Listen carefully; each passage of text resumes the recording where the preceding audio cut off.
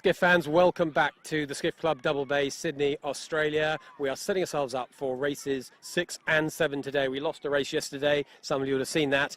Pretty average conditions, to put it mildly, but we got a counter in. Everybody got a result of some sort. They didn't always like them, but we're going to make up the lost result today. Today, a 2-race day, live from the water on the Camera Cat at 2:30. Now, yesterday, James Doran from ASCO, you had a better day. This regatta probably hasn't gone quite as you would have liked, but you'd be pretty happy with yesterday.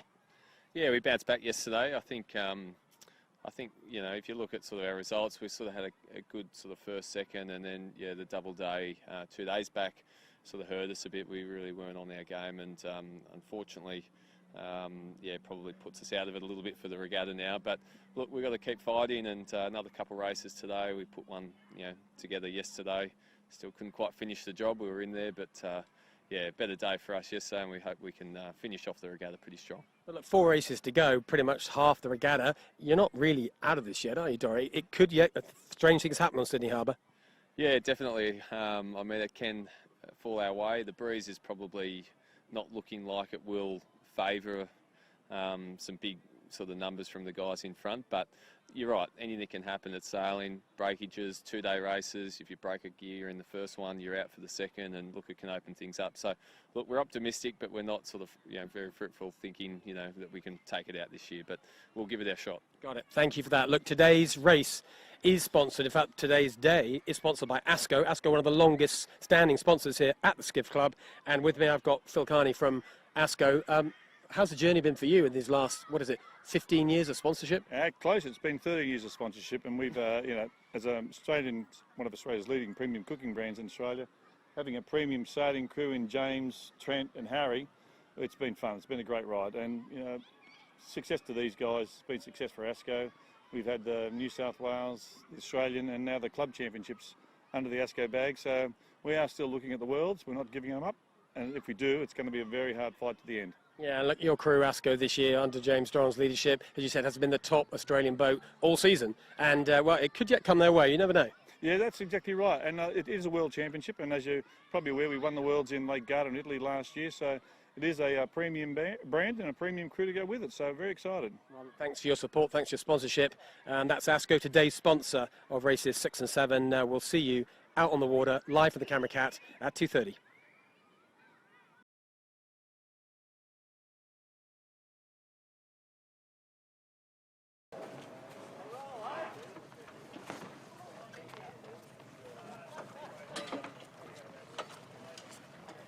Coming up, Rose.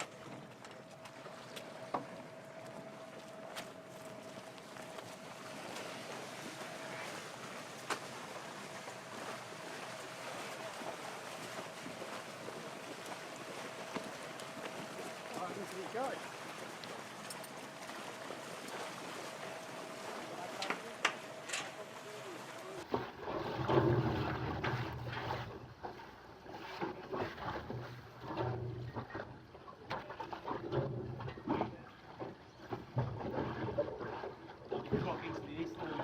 Yeah. Very good. I had to just stand really good. Don't get that.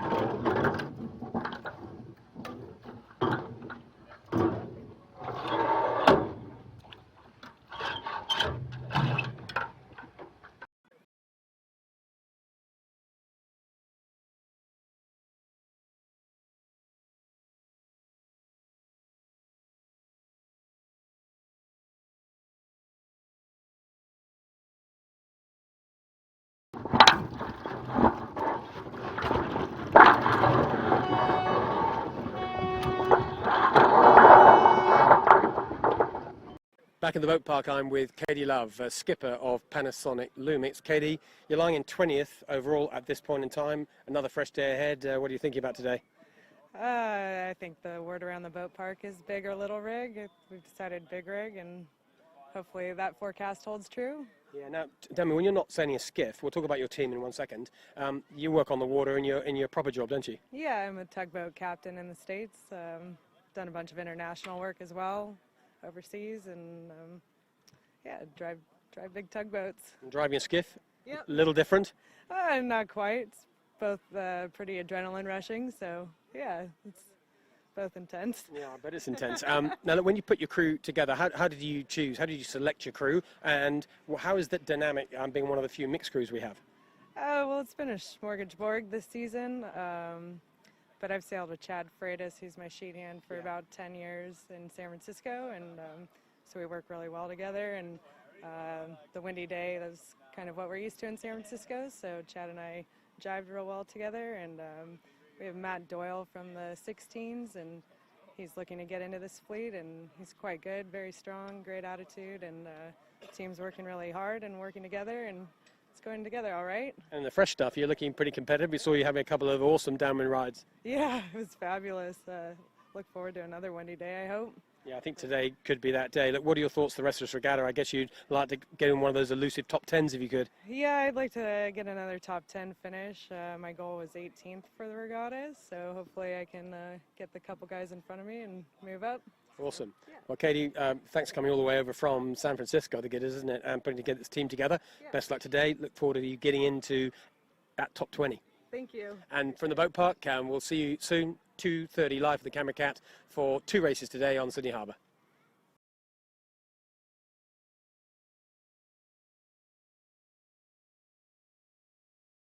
Smile. Good photo for Black Pearl today. Hey.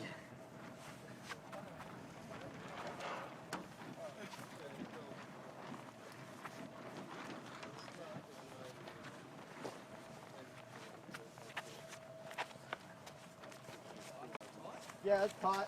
It's about 10 minutes.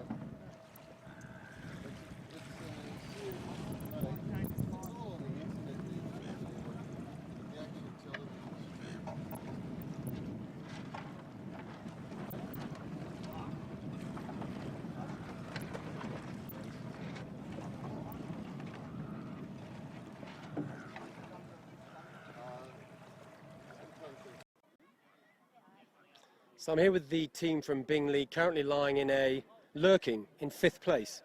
Mika, how's your regatta going? That's great. We're pretty happy to be lurking in 5th place. We haven't necessarily had the results we have wanted so far, but being in the top 5 is where we want to be. Now, these boats, it's a 3-person effort, isn't it? And how did you come to choose these two likely lads? You've kind of got a bit of history with these two, haven't you? I do many years of history with Pete, mostly from since we were 8 years old. I coerced him into it during a good friend Tom Anderson back there's wedding. We're on the drinks. I think I promised him a new boat and a full campaign, and we ended up with Bingley, and the other person went to sail with us, had to pull out early in the season, and we're in not a good situation, and then the call up to get Babs was a absolute blessing. So you lied a bit to Pete Harris to get him on board, and somehow you got Scott in. Scott, how's it going? Yeah, well, yeah. No, I was a late call up. I think I spent the most of the first part of the season in New Zealand. So I joined just after Christmas, and the ideal season, really, the Nationals and a run up into the JJ. There's nothing better. So you're kind of a new team, but 3 people have known each other for a long time. Is this the first time, Pete, you've all 3 been in the same boat? Yeah, it is actually. I think Scott and I have done 7 seasons. I've sailed with Mika, did a regatta in San Fran in my first season in 18s, but first time we've all been together. And does it matter, the fact that you know each other well and you seem to get along pretty well? Does it actually make a difference on the racecourse? Oh, especially after these many seasons, the biggest part of sailing these boats is to have fun. And we have a lot of fun out there, a lot of laughs. We want to do well, but we also have a lot of fun while we're doing it. And the fact we've sailed together and only done the back half of the season has helped get us some reasonable results along the way.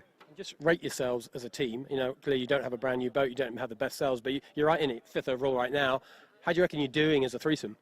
Yeah, reasonable. As we said, 5th was about where we thought we'd be. We don't have the speed out of the blocks. I rate myself 10. He's probably 8 and he's a 4, but together we're going okay. So you're carrying Mika, as you said before. You've done that all your career, really. Life, yeah, pretty much, yeah. So, well, look, the Bingley boys, good luck, lads, today. 5th overall, plenty to play for. 4 races to come, and remember, racing live from the Camera Cat at 2:30. Join us then.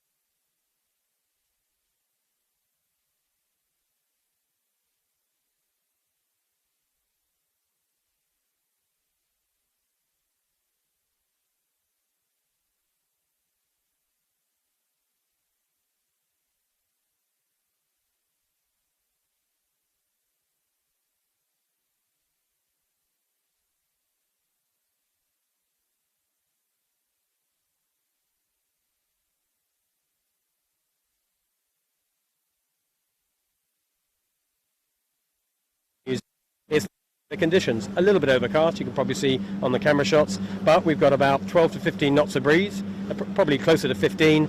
It's definitely sailable. We are doing 2 races today, 2 windward lewards. We'll talk about all the details in a second, but Jimmy, Berry, can you just give us the quick update on what you think the course will be today? G'day Mark. Yeah, the course today I believe is going to be course 6/2, so it'll be a 2-lap for the first race, starting down in Taylor's Bay and then working their way up into Rose Bay. We just located the top mark on the way out, and then race officers potentially looking at a course 6/3, so it'll be 3 laps in the second race for today. Plenty of racing coming our way, and the breeze looks kind of stable, looks like it's in the 12-15. That's good news. Yesterday was a bit of a pain in the backside, let's be honest. Today a much fairer test of sailing. My guest commentator to the right of me is Ian Murray. Anyone who's involved in skiffs will know all about the big fella. But Ian, welcome to today. Looking forward to you telling us all the things that you're not really supposed to tell us, but we're going to try and get out of you. Always good to be on Sydney Harbour. And look, today it's obviously a key day in this regatta. We're just over halfway through. 2 races today to get completed. It's going to make a big difference to the overalls today, isn't it?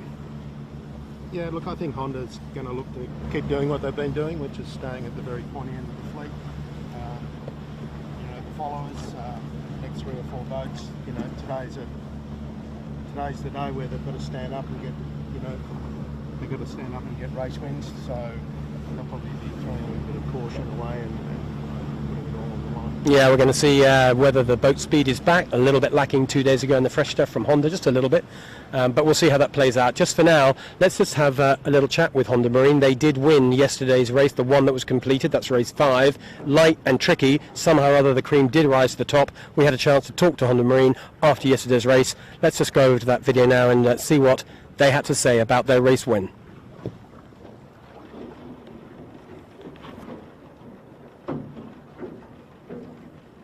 So it's now a 2.5-3-minute video of yesterday's interview with them.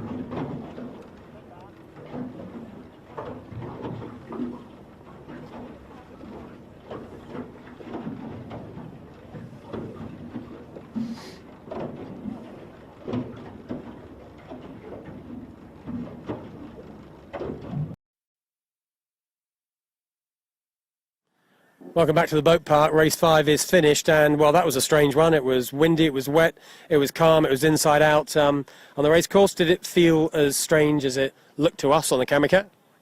Yeah, it was pretty strange, but we do get a few days like that back home every now and then in Auckland Harbour, so we're a little bit used to it maybe. We saw, you could see what was happening on each side of the course with the other boats because we'd all spread out so much, so we used that as a gauge, and I guess we got a little bit fortunate on the downwind where we managed to lay around Shark Island in one go when Asco had to jibe out. We could see the breeze coming out of Rose Bay, but if we couldn't land in one, we probably would have been a different story. David, a bit odd today, maybe such light airs on a small rig. Does the boat feel a bit odd to sail? No, we've actually done quite a bit of training inadvertently in that, so I'm well used to that. I think a lot of people might have struggled with that. And today, you're probably keeping your eye on some of your biggest overall competitors, but the kind of day that was a nice one to have as a counter. Yeah, for sure. It was one of those days where one puff could make the whole race, and I think that was pretty evident for us. We got away around Shark Island there over top of Asco, and yeah, good to have that one as a win. So maybe not really a boat speed day, just a day about having your eyes out the boat. Sounded like you were looking outside. Yeah, a lot of looking outside, and sort of dealing with what you got at the time and playing with what you got. I guess boat speed does help. I mean, if you got enough power to roll someone at the right time, it's always good. Well, so it's been a light day here in Sydney Harbour. We lost one of the races, but we're going to have that race back tomorrow. Tomorrow becomes a 2-race day. Thanks for joining us, and we look forward to seeing you soon. Goodbye from the boat park.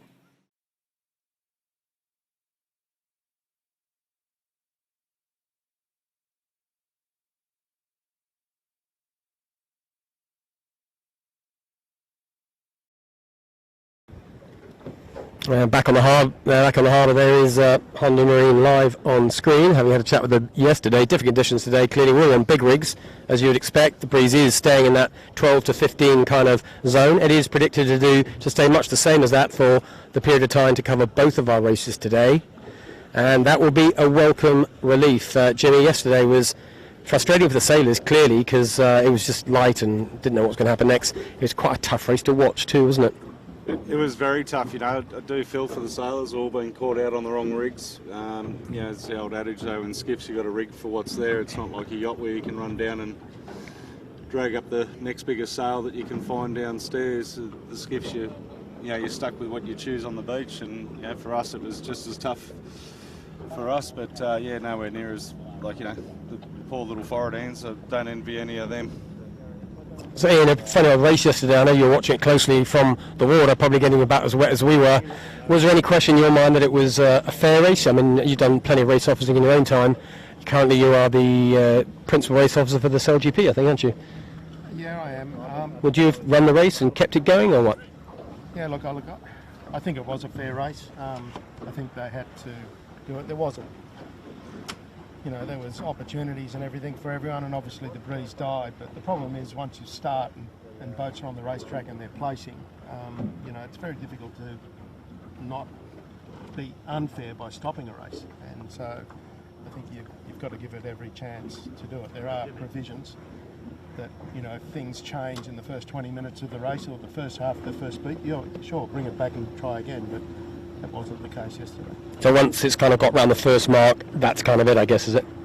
Well, I think so. You know, it wasn't as if anyone was in danger or anything like that. It was just, you know, there was holes and opportunities for people, and, you know, we saw winning group go from first to nowhere, and Loco come through from back, so, you know, it was really a matter of heads out of the boat and getting on with it. Yeah, classic heads out the boat for sure, and it was interesting in the end that our overall series leader ended up first in that race, and Smeg, second overall, came second. Winning Group probably not doing as well in overalls and the individual race versus overalls, but in there, and Asco were, I think, third as well. So, funnily enough, the results weren't that random, were they? No, the good guys normally end up at the top end of the score sheet, and generally a regatta over 9 races is the winner for a good reason. Absolutely. 7 minutes to go to the start approximately of the first race today. That is race 6. Will be followed, we think, pretty soon after by race 7. First race, as Jimmy told us, is a 2-lapper. First mark is up in Rose Bay from where we are now. And Rose Bay, it's a bit of a classic racetrack in some ways, fascinating racetrack. And of course, there's the small matter of Shark Island being pretty much bang in the middle of the racetrack. Yeah, it looks to be bang in the middle of the racetrack, and so we've seen in the past that boats will select, you know, to go to the east or the south of Shark Island, and generally they favour. There's been some good results by going to the south, particularly if the tide is ebbing, which it is today. So I think you could see quite a mix-up of, you know, and they'll position themselves from the start to do that. So the boats that start at the boat end are probably thinking, you know, I'm going to go to the south of Shark Island, and boats that start on the Lewin end are probably thinking, I'm going to work the other side. And for what you see today, what would you do? Certainly, you really, you know, they should have gone up there and had a good run at it beforehand, but I'm looking at the mark and it's very right-handed, so I'm sort of favouring maybe the right-hand side or the southern side of Shark Island. So as we look upwind, the southern side is the right-hand side looking upwind, and the eastern side is the left-hand side. Left or right, take your pick.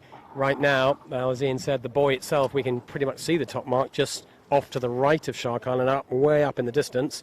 But that is supposed to be a 1.2 mile beat, Jimmy. It looks maybe a bit longer than 1.2 miles to me, but it's a proper beat, isn't it? Maybe the tape measure was still a bit wet from yesterday, so it shrunk. It definitely looks a little bit longer than the 1.2. There's 15 seconds for the 5-minute gun, just to set your watches at home. Get ready for that. We might get a camera on those flags in a second. And GPS is the seconds. If you've got a GPS machine at home, coming up now. There it is, 5 minutes just now. 5 minutes to go till the first of 2 races today. There's 25 boats in this fleet, and Ian, as you probably know, there's at least, 6, 7, 8 that might win today. Maybe you could argue there's even 10 that could win today. What's your pick for the most likely 3 boats that could win today's race in today's conditions, in the setup we're in, pressure for JJ, racing to Rose Bay, etc., etc.? What are you thinking? Well, just before I might even amend what I said a minute ago. I'm just looking at this yacht over here on the eastern shore, almost aiming up at the mark, and I think what's as critically important as left or right is how much wind there is. So, yes. certainly it looks pretty good over there in the left at the moment. They'll all be seeing that yacht. So today, look, Honda has shown really good speed and really good sailing prowess throughout the week. So, they should start today as favourites for the race on their track form. The guys I'm with, Winning Group, have led round most of the marks the first time. And obviously, they've had little time in the boat, and the more they race, the better they seem to get. So, I'd hope that they're up there. Coco in the Smeg, has shown great speed and won a race convincingly the other day and is second overall. So, for sure, he'll be there. Asco once again. One that I think's a little bit of a dark horse is the Kitchen Maker that probably hasn't shown what she's shown for a lot of the week, and of course there's Finport that has been a little bit of a sleeper as well. Yeah, Finport's shown consistent speed so many times in the season to come, but somehow or other it just isn't quite coming together for them. But that happens in regattas, doesn't it? I mean, I know you won the Netchels Nationals only 6 weeks ago, pretty convincingly, but a month or two before that you had a less good result at the Worlds on the same racetrack, so you know all too well how it can just work and it sometimes just doesn't come together. Well, it's interesting, people get familiar and very comfortable in their club environment, the small, 13, 14 boats, and then you double the size, congestion at the start, get a bad start. When the fleet's as even as it is here, that translates into a bad result. You just get too far behind, and I think that's probably, what you've seen with Finport. I haven't seen them have, a blinding start yet.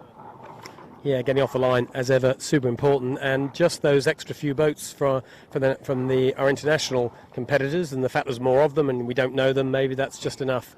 And as you keep telling us, Jimmy, quite rightly, as soon as you utter the phrase JJ Giltinan, certain shoulder muscles tighten up on certain boats, and it makes the difference, doesn't it? Yeah, it does. Echo exactly what Ian said. I've been picking up the same thing, especially with the Finport guys. Had a few chats with Keegan, and Where's he at right now? I know you know him pretty well. Where's he at? It's not been a great regatta so far, but he's still kind of, he keeps scoring 7ths and 8ths. He's unlikely to win the regatta, but he doesn't want to come 10th, does he? No, he doesn't. And they came in with the same, I think, as what the Winning boys, when I've had a chat with them.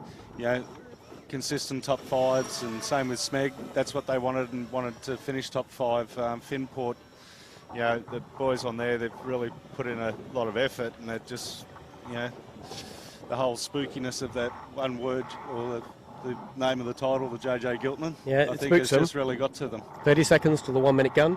We'll get a sound signal on the 1 minute, of course. We don't get sound signals for the 3 and the 2. Get ready for the 1 minute gun, coming up now in about 15 seconds time. It's a long enough line again, Ian, isn't it? There's been no shortage of space on these start lines. Usually we see big gaps, and we've seen big sag in the middle. Has that surprised you? Yeah, look, there has been big sags, and in the middle, probably 5 or 6 seconds to cross the line for those guys. But it is a very generous start line, which is maybe not a bad thing in these boats. But generally, with a long line, there's an advantage to one end, and that dictates where the winner is. Well, Winning Group, the boat you'll be keeping a particularly close eye on, is right bang in the middle, and they're on pretty much advanced up it to the line. They're going to have to practice their go slow skills here. So we've got Winning Group. You can see them clearly in the middle of the line. They'll be pretty close to this. Down, we can't see the pin that well. We'll maybe try and get a drone shot down there in a second. But I can see Smeg 3/4 of the way down. Up at this end, Finport, Royal Oak, Del Zotto making a late run. Looks like the left middle is the favoured place. Honda, as usual, in the middle of the line. 15 seconds to go. Honda looking for another of those conservative starts if they can pull one off. And that must be an AP. Yeah. Yep, there's the AP going. That was with 10 seconds to go, out of sequence. So the race officer not liking something about that. What do you reckon was going on there, Ian? Was it a lefty? I think he saw most of the fleet over the line and said something's not right here. So I think it was either going to be an AP or a general recall. So he just dragged it forwards by a few seconds. Fair enough. Yeah, people getting advanced there. Is that a tidal issue or just nerves, or what's going on, do you think?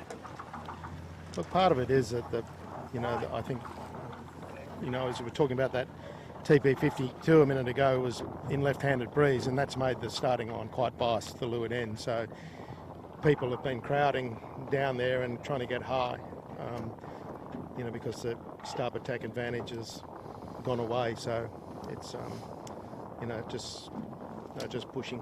Yeah, and you can see the boat sailing upwind there, just to the right of your picture.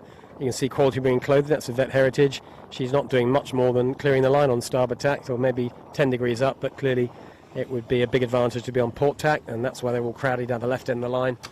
And so the race officer just pulls that one. That's their first general recall. Jimmy, am I right, or have I forgotten one? I was just listening to the radio comms, and they were just saying that they pulled the postponement flag up because so many of them were over with 10 seconds to go. So I've never really seen that. I've always thought you go to the general recall flag, which is normally a yellow and blue one.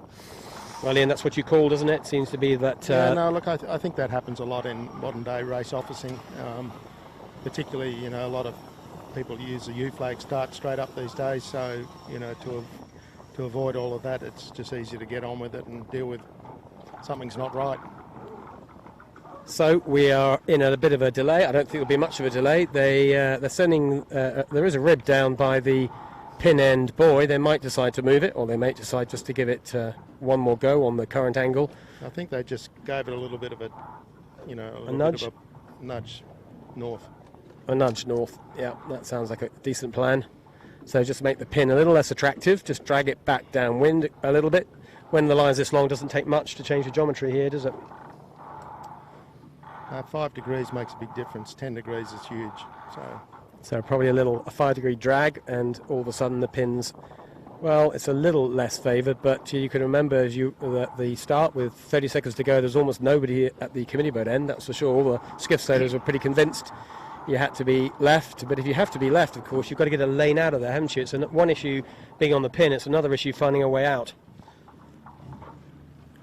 Yeah, it's well, that breeze is favouring that left shore now, so they do have a bit of runway to get there, but they really wouldn't want to get up too tight under Steel Point there, where there's probably a little less wind. So there would be some frantic squeezing and trying to peel people off and trying to make room to tack and get out, I think. So we have a race officer rib still down by the pin, so maybe a final bit of fine tuning. The rest of the race officer team are good to go. They've got their hands ready to pull flags down. That'll be the AP, and then we'll get right back into the warning signal. It'll go back to 5 minutes. So when the AP comes down, that'll be 6 minutes, and we're back into sequence pretty soon. At least with the forecast we have today, the forecast is that this breeze should hold, but shoulda, coulda. Well, yesterday it wasn't as per the forecast. Today, Ian, when you're looking at what you see on the harbour and what else you've heard about weather, what's your prediction is going to happen over the next hour or two? Or the next day or two? Hour or two. Next hour or two. If you knew the day or two, I'd be giving you'd be buying my lottery tickets. No, the next hour or two. Look, I think you'll see the breeze decrease another couple of knots and maybe go another 5-10 degrees left. So it's gone left quite a lot since we've been out here, and it's they might have to reset the windward mark now. It's that line's still biasing the leeward end quite heavily. So it's one of those things when the breeze gets on the move, it's hard to keep up with it. At the moment, it would be a long port tack, wouldn't it? Basically, up to the top mark.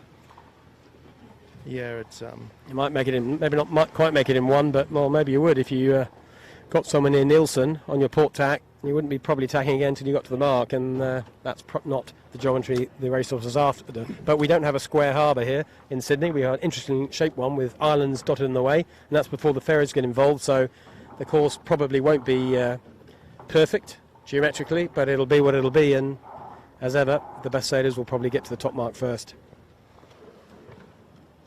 Yeah, that once again, it's a heads out of the boat day, and the sailors really. They're looking for wind and they're looking for wind direction, and I think that'll be the crucial part as opposed to boat speed.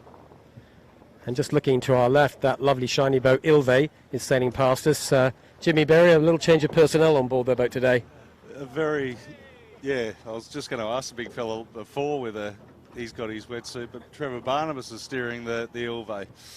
He's got the old maestro at the helm. Yeah. Troy Tyndall in the bow. It's a real guest celebrity crew. It is a full celeb crew, isn't it? Well, we had the regatta, the Skiff regatta, just a few weeks ago. The Super Cup was about 8 weeks ago, where a lot of ex-JJ Giltinan champions turned up.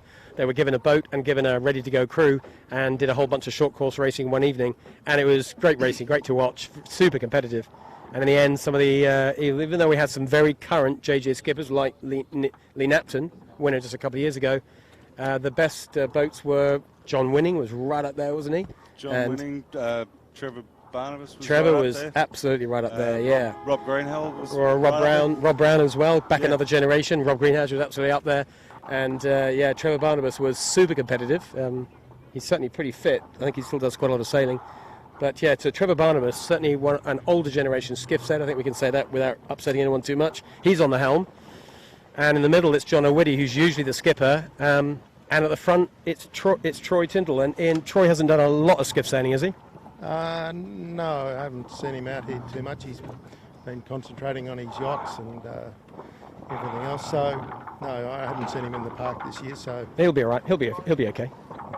It's light. If he gets to 20 knots, he might wish he hadn't done it. But I reckon in this stuff, he'll be fine on the boat handling, and he knows his way around the harbour. It'll be a good addition. So this breeze is continuing to go left. I'm just looking at these boats on the other side, and it's you'd want to be getting over there right now. Yep. Ian calling the left still as the place he wants to be. There you go. We're in sequence. That was 5 minutes. So 5 minutes till the start of race 6, the one we've reclaimed from yesterday.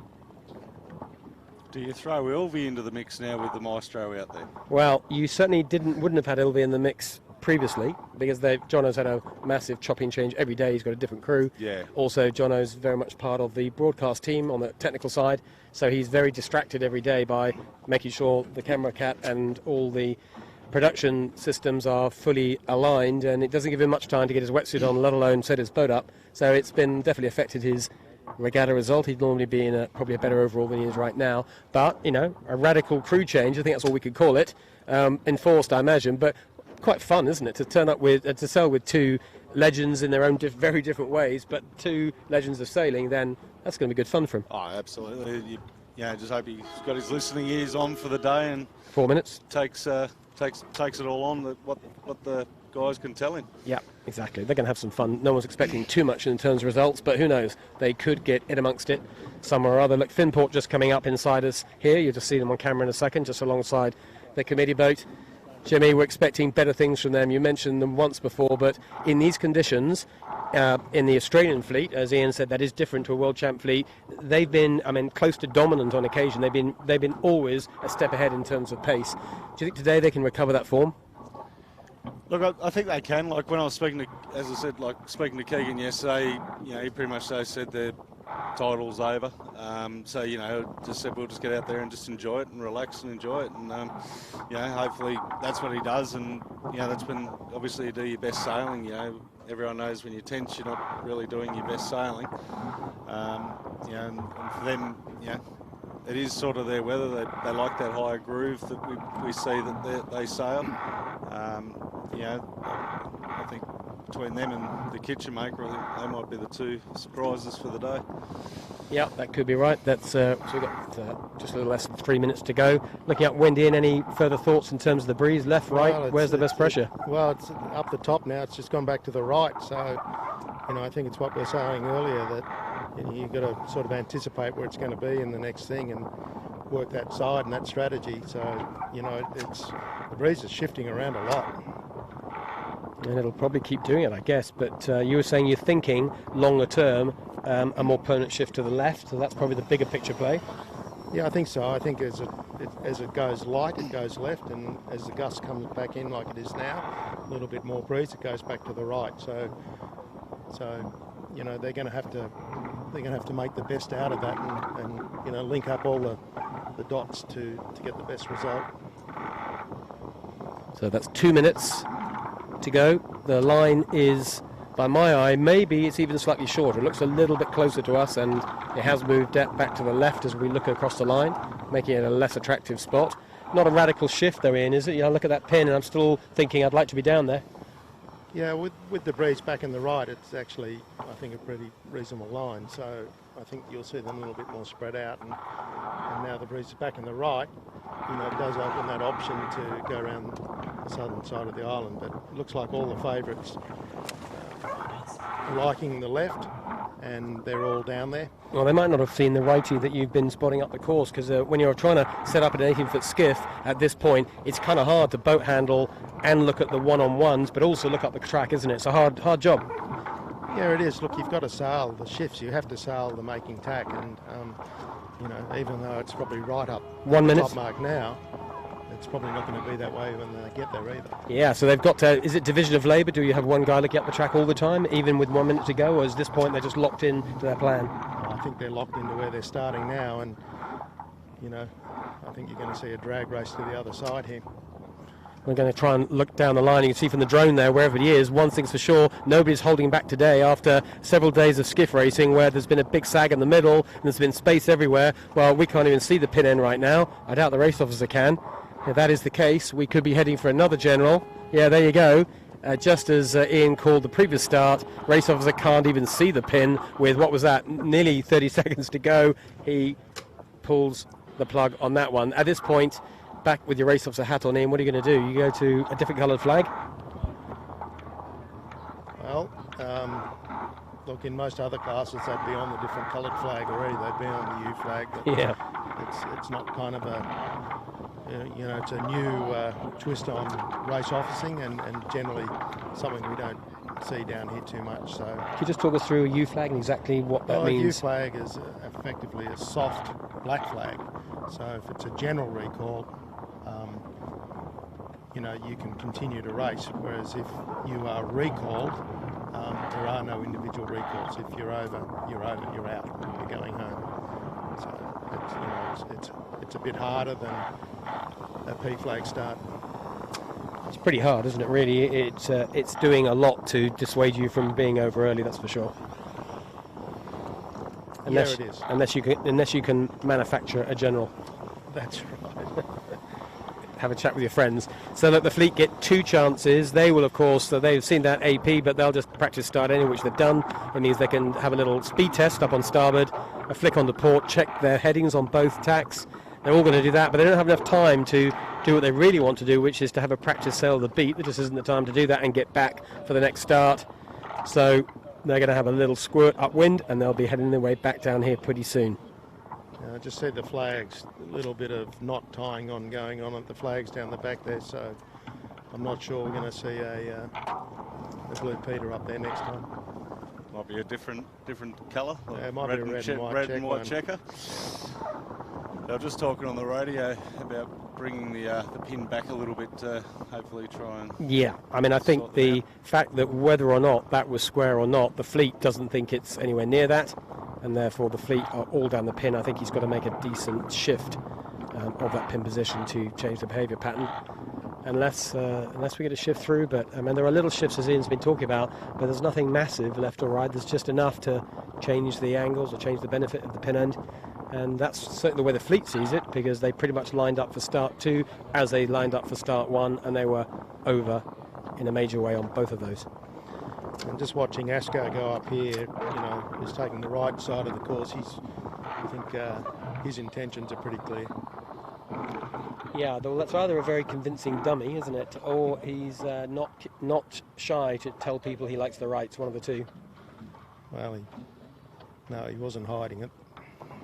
He was one of 3 boats that I've seen in that start, really pushing hard for a port hand. So, right. That all adds up to exactly what Ian's saying, right? Yeah. So looking right upwind as well, you can probably see at the top of your picture, it's a reasonably busy harbour. It's Thursday afternoon. There's always afternoon sailing here in Sydney Harbour. Not quite sure how that works with everybody's jobs, but there always seems to be plenty of people on a boat on a working afternoon, no different today. So there is traffic out there, so nothing like a weekend, of course, but we're going across the harbour, across the normal left to right flow of traffic that you get from the commercial traffic. So we are going at 90 degrees across it, so there are going to be some traffic issues today's race. There are a bunch of ferries that have still got to go across this race course multiple times during the time we're out here, so you're going to see ferry action for sure. That will play its usual part. But at the very top of the racetrack, that's right up into Rose Bay, there's quite a lot of pleasure boats sailing up there right now, and they will also play their accidental part, I imagine, for some of our skiffs. Still no change in the flags. We still have the AP up, as you can see. That's the red and white stripy one on the left. And they've still got a small inflatable down by the pin, adjusting it. Or maybe laying a second one, Jimmy. Is that a second mark they're trying to lay? Sometimes we do lay 2 pins, and then they take up the one they don't like the look of. I'm not sure whether they've got 2 buoys, but I can see a small rib down. You can probably just see if you look through the other side of the committee boat now, the left of your picture, you just see the pin appearing. That's the black and white stripes. Black and white checkered flag effectively on a small orange buoy. Just below that, the eastern. Do you reckon that's changed, Ian, and to your eye? Is that a movement of the pin? Yeah, it's gone back. It wasn't on the Eastern Channel market before. It was forward of that, so they've definitely pulled it back a little bit. Right, so he's made 2 little changes, but that adds up to probably 1 decent-sized change. That might be enough this time. We'll have to see. It still looks. We're just looking at Lumix, Panasonic Lumix. That's Katie Love, who we interviewed just before the beginning of this transmission. You might have seen that. Katie is a full-time tugboat driver back in San Francisco. That's her job, is driving those boats, and I asked her which is the hardest boat to drive, and she was uncommittal. She said they're both a handful. I imagine they are. So Katie's angle, though, looks, well, it looks still a bit left to me, but we'll have to see what happens. They're not stringing, and they're not fully sheeted in, so it can be quite deceitful, that. There we go, down goes the AP. The next flag will be 5 minutes. Coming downwind, ASCC. That's the boat in last year that came second, isn't it? ASCC, that was Maersk last year, Josh Perevsky. We've noticed that boat handling has been pretty special on a few occasions, but I kind of thought they might have been in the mix a bit more. Yeah, I think so. Few flags gone up there, probably a little bit premature, but it's up there. Not coming down now. No, Josh is. I think Josh won the New Zealand Nationals too, didn't he? Yeah, he did. Yeah. He came into this regatta with form, and he's an exceptional 49er sailor, along with all those other great 49er sailors in New Zealand. So yeah, they've got a nice choice for the Olympic selection, haven't they? Yeah, they really do. With Pete and Blair coming back, and the other squad that's been performing so well. So. They're very strong in New Zealand. So there's 5-minute gun. We think that's the 5. Yeah, that's pretty sure that was 5 minutes there. We'll get a sound check at 4. That's for sure, to keep you fully informed. And there's a U flag. You were mentioning the U flag, Ian. That's what you expected to see up there. So that changes the attitude of the sailors now when they see that. Well, they're running a risk. If they're over at the start, they're out. So unless they can manage to talk all their mates into coming with them and turning it into a general recall, but there's certainly a substantial risk in doing that now. Yeah. So these sailors kind of have to treat that as a black, really. That's what it is. So it's punitive. If you're over the line, the start line, you can see on the committee boat now, the flag at the back with all the red flags on is one end. The inflatable buoy with the checkers on it in the distance is the other end. If you're over that, that's a black flag. You're out. You're gone. You're history. You don't get to play a part in this race, assuming the race doesn't have a general recall. So I think that's pretty straightforward what happens. That was the 4-minute gun. So we have 4 minutes to go till the start of the first race today. That's race 6 in our overall series. And we've had a couple of general recalls. I doubt we're going to get one now, but, the U flag does allow for it, Ian, doesn't it? So more flexibility, more options for the race officer. Yeah, and obviously, we can see they're all pushing. They all want good starts. They've all sort of had a bit of time to reflect on their performances. They're all probably saying, I haven't got a good start. I've got to push it a bit more. It's now or never for me in the regatta. Let's take a bit of risk, or as Keegan said to you, we want to have a good race. Let's have fun. Got nothing to lose. Let's push it a bit. So I think that's what we're seeing. Yeah, collectively, probably most boats are thinking exactly as you said. Which ones aren't? Honda Marine may be happy to stay conservative. Who else? Well, I think Honda Marine. Everyone else wants to win. Yep, you're probably right. So Honda Marine's winning group's got to, I guess, pretty much they play conservative, don't they, with the average point? Yeah. Good question. What do you think, Ian? Look, what are you out here for? Are you out here to come second or third or win? No, you're out here to win, aren't you? Yeah. So as soon as you go conservative, you've given it away. Yeah.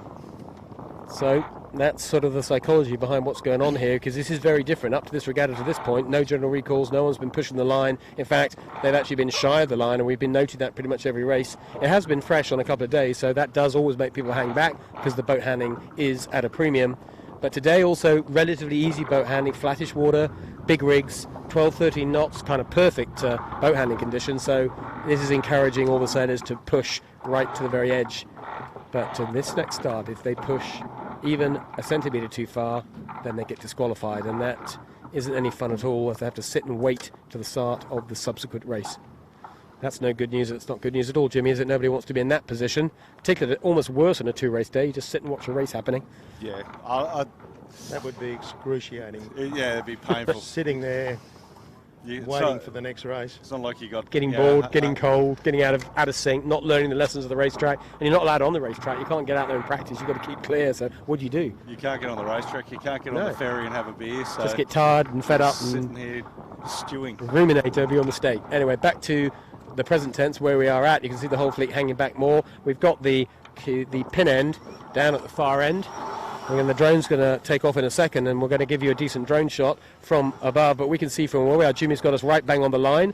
The camera is pretty much on the line. The camera is fractionally ahead of the line, but we're virtually lined up.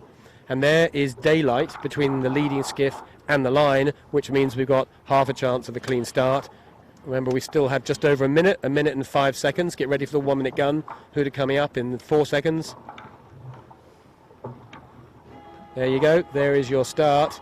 1 minute to the start anyway, and everybody is well back from the line. Down at this end of the line, Armory and Pittwater, who in these conditions to date have been looking very competitive. Smeg, one boat to leeward of them, so we have Smeg, one of our top boats, in the right-hand side. We've got Honda Marine broadly in the middle, Finport down the far end, Bingley right up with us at this end as well. I can see Asco to leeward. Ian, have you seen Winning Group yet?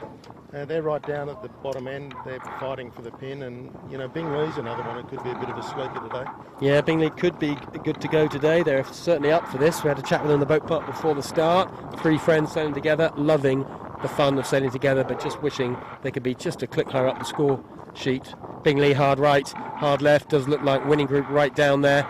Well, I think there's a lot of boats down there can't actually lay the line. And there's Noakes actually on port, approaching from port. She can't lay it. She's too early for the port tack start. We've got about 5 seconds left. The line looks clear. We can see both ends of the line. This is a clear start right now. And there is the gun. Definitely a clear start. No question about that. And down at that pin end, Finport, just one up from the pin, I think, making a really nice start. At this end, you can see on camera, there's Yandu. But it looks left, Ian, doesn't it? You'd want to be down the left now if you could be. Yeah, no, it's very left. They can hardly lay the line on starboard. And Finport, Asco, Winning Group, they're all down there. So everybody tacking onto port immediately, because this big left shift just played in about the last minute or so. It didn't look too left-hand before that, then it went left and left and left. Ian was talking before about the fact this breeze is shifting. Well, we're in a classic left phase, are we, Ian? Does that mean it's going to come back right? Well, it means they probably all want to get onto port tack, and you can see, the fleet is pretty much tacked over there. John Winning's left it. He's leading them out there. Honda in the middle. They're all on port tack. And it's just Winning and Asco that are pushing. With the breeze this left, you'd want to be on port tack, I think. And of course, the decision they have to make quite soon is which side of Shark Island. On this side of the fleet, you mentioned John Winning, the most right-hand boat, Bingley nearby, but also Smeg, second overall in this regatta. She's with the right-hand group. She's not in the best of shape. She's struggling to find a clear lead off appliances on line. Armory and Pittwater above her, Noakes above her. Honda Marine is just to windward of this group as well. And she's all heading off on that way, off to the right-hand side. And out on camera, out on the other side, Asco and Winning Group look like the best out of the hard left. And at this point, Ian, probably you'd want to be on the left. Yeah, no, Asco and Winning, Asco's winning. Winning's is second. Finport, and down in the middle, Noakes is at port hand start. They've turned that into something pretty good, and they're leading that pack that way. So, seeing quite a big split in the breeze. Yeah, it's left and the left, and it's right and the right, isn't it? And I imagine, and the middle's kind of half and half. ASCC, Josh Perebski, has got the middle of the harbour to himself. He's got masses of space to leeward and to windward. He's sort of in this left-hand breeze. He's fairly bow up on the group to leeward. Similar sort of angle to Winning Group and Asco, but Birkenhead Point Marine in front of us now. You can see going pretty nicely. Jimmy, in these conditions, Birkenhead had looked very competitive previously.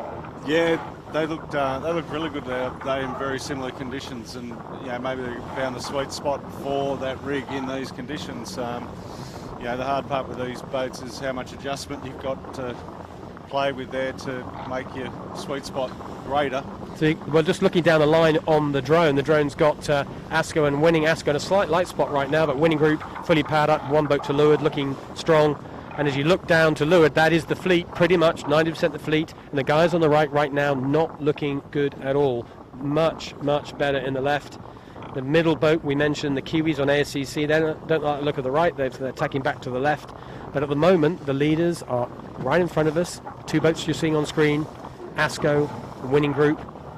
But it's a little bit lighter, Ian, than we suspected it would be. Yeah, there's definitely been more breeze on the left-hand side of the course, and the guys that tacked early have, fared badly, and now they're coming back and actually taking their losses. So, and these guys here, Winning and ASCO, they're in nice left-handed breeze, so they're actually quite a long way ahead. So Smeg and Honda Marine were both in that early right-hand group. It's cost them dearly. They've got a lot of work to do to get back up to the front, but it's very early days. But it is only a 2-lap race, relatively short race, 1.2 mile windward beat. So they've got to make their moves fairly soon. Smeg and Honda Marine in a little bit of trouble early on. Things looking a lot better for ASCO and Winning Group.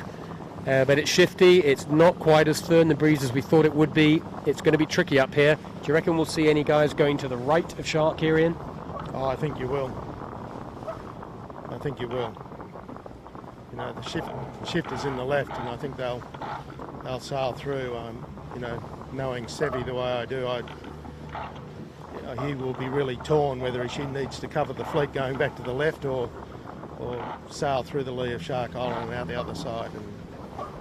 The middle of your picture, that is Shark Island. We're just to leeward of Smeg, as you can see. That's Shark Island, that little lump of land there. You can go to the left or the right, and there's the Winning Group, which is up to windward on the left-hand side. That's the boat that Ian's talking about. They've got to make a decision, and they've got probably about, another minute or so, after which they get locked out of one of those options. So decision time for them. ASCO, in the meantime, have made their own call. ASCO have tacked away from Winning Group. ASCO were leading on the water, and they have tacked away. They may still be leading on the water. They're going down the left-hand side of Shark Island, as is, at the moment, at least a half of the fleet are committed to the left from where they're currently positioned.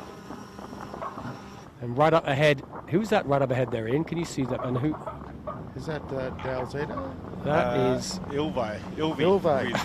The Maestro. The Maestro team, the new crew, went right and actually kept going right by the looks of it. Well, he could be showing them all.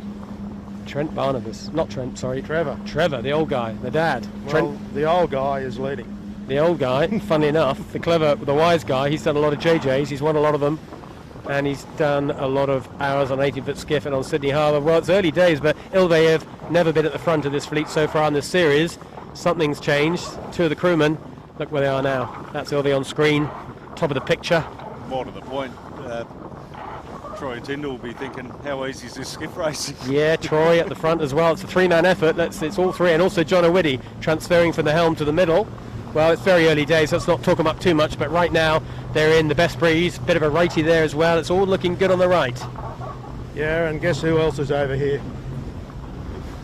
Your Maestro number 2, Johnny Woody Winning, Direct correlation between skipper's age and tactical success at this point. Well, I think there's a lot of experience. A lot of experience, that's right. So out here on the right-hand side, the story is the leader is Ilve, and not too far away, Winning Group.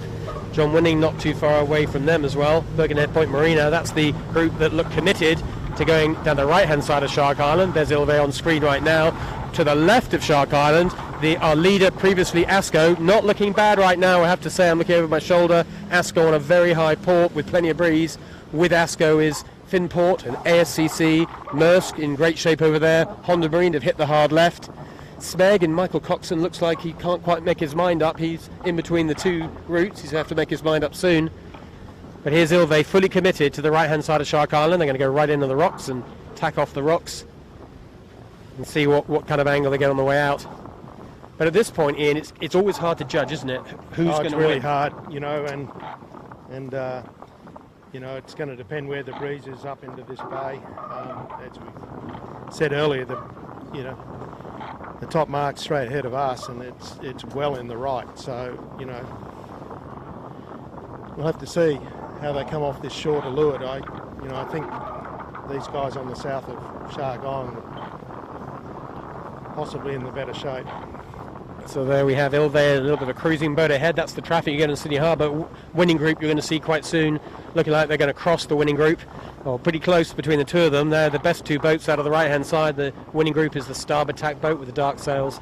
Ilve just encouraging this cruiser to get out of the way. And tack into the front of winning group. And, well, that's just... I'm sure that wasn't their purpose. Who knows? Anyway, winning group will manage that. I'm sure they'll call starboard. That'll really confuse the cruiser. He thought he was on starboard before. So Ilve come across to winning group, a little port starboard. Ilve look like they're just marginally across. We'll see what Trevor decides to do with winning group.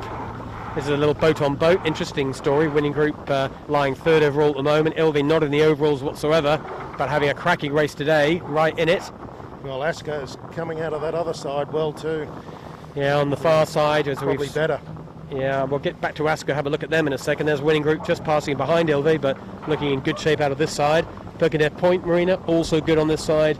Bingley not too far behind them, but the majority of the fleet have gone the other way, and the other way, as Ian said, at this point looks pretty good. Ilve just putting their tack in a bit of nasty wash. Yeah, Asco well ahead. Yes, over on the far side, the boats that went up the other side of Shark Island, we're going to have a look at them in a second. That's Asco, ASCC and Maersk. Look like they're clear ahead of this group, so this group have been kind of exciting because we've got Ilve performing like we've never seen them before, but actually the real money is going to be earned with the fleet on the far side. You'll see Asco lining up in the background of Ilve in a second. So there we go, there's Ilve, and just off her bow, that boat in the far distance with the red logos, that is Asco. Asco is clear ahead, so that manoeuvre, she was pretty much alongside the winning group when she tacked away. She's now, what, a good 100, maybe 200 metres ahead. Nice move from Asco. The left-hand side did pay in the end. The right looked pretty exciting for a while, but in the end, the left was good. It just came in firm on the left-hand side, Ian. Was it a bit of a shift, more pressure? What did you see? Oh, no, look, it's a shift. It's simple as that. You know, they're coming up here on this left side 20 degrees higher than they did before they came over here, so it's just a big gain. So Asco approaching the top mark for the first time, well up into Rose Bay here. We're getting close to the moored boat, so decent length of beat. Then they're going to be tacking very soon, bearing way around this mark and back down to the two leeward marks which they can choose from. But a very good first beat from Asco, recovering fast. Remember yesterday they had one nice result. They were, I think, third, Jimmy, is that right? Second or third?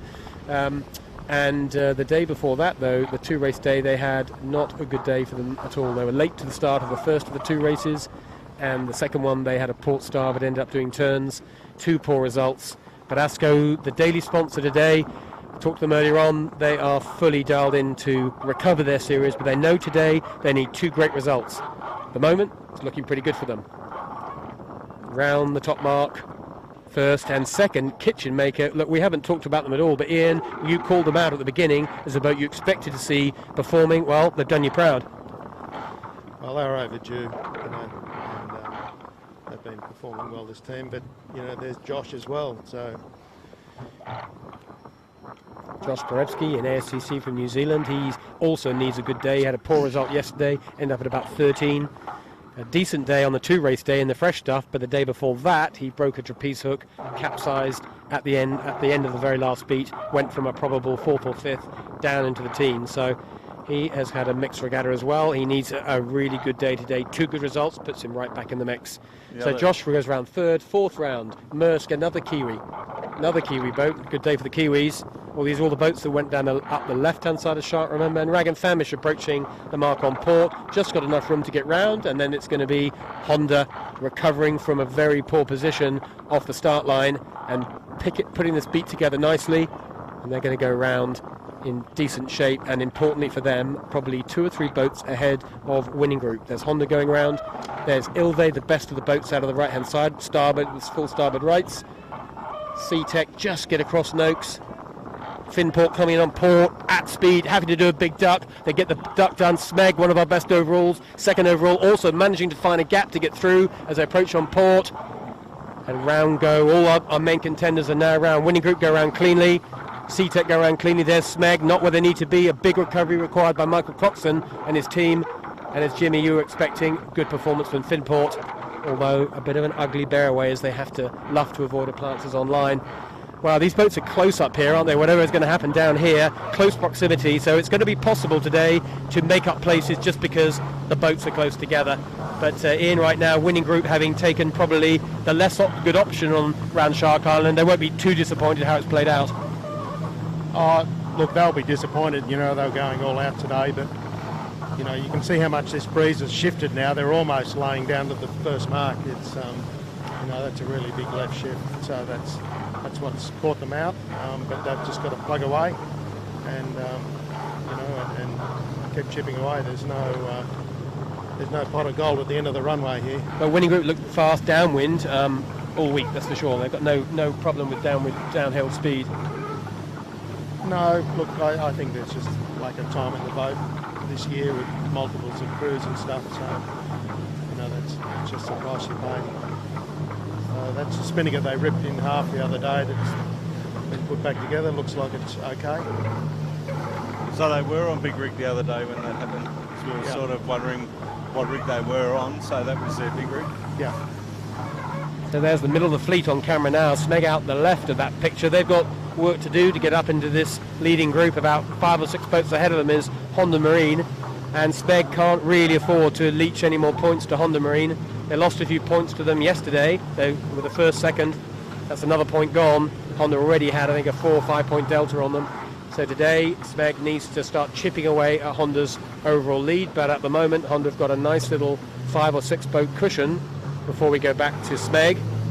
And they've got, Honda have now got only a 1 boat cushion on Winning Group. Winning Group already showing they got downwind speed, already pulled up a couple of boats. Yeah, the really big winner at the moment is ASCO, you know, with 5 or 6 boats between herself and Honda. So we don't see that often, do we? So far this series, we've always seen the top boats pretty much in a line at the front, but as you said, we've got Kitchen Maker, ASCC, and Rag and Famish, who are kind of going to create a bit of a buffer. Yeah, that's right. You know, we've seen Rag and Famish here's on a nice little puff and coming down nicely to the leaders. Made a good gain.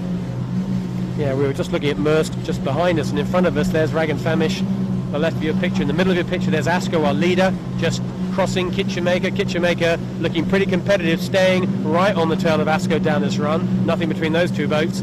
So ASCC are the boat out to the right, not quite on picture now, but you'll see them soon. These boats are all coming together for this bottom mark rounding. They're going to have to pick a buoy to go around here.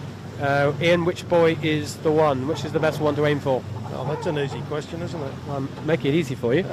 Look, I think most of them will take the port rounding, the starboard rounding, and try to head, you know, that's effectively the turn right and head back towards the winning side. So I'd be very surprised if too many of them take the port rounding and head left.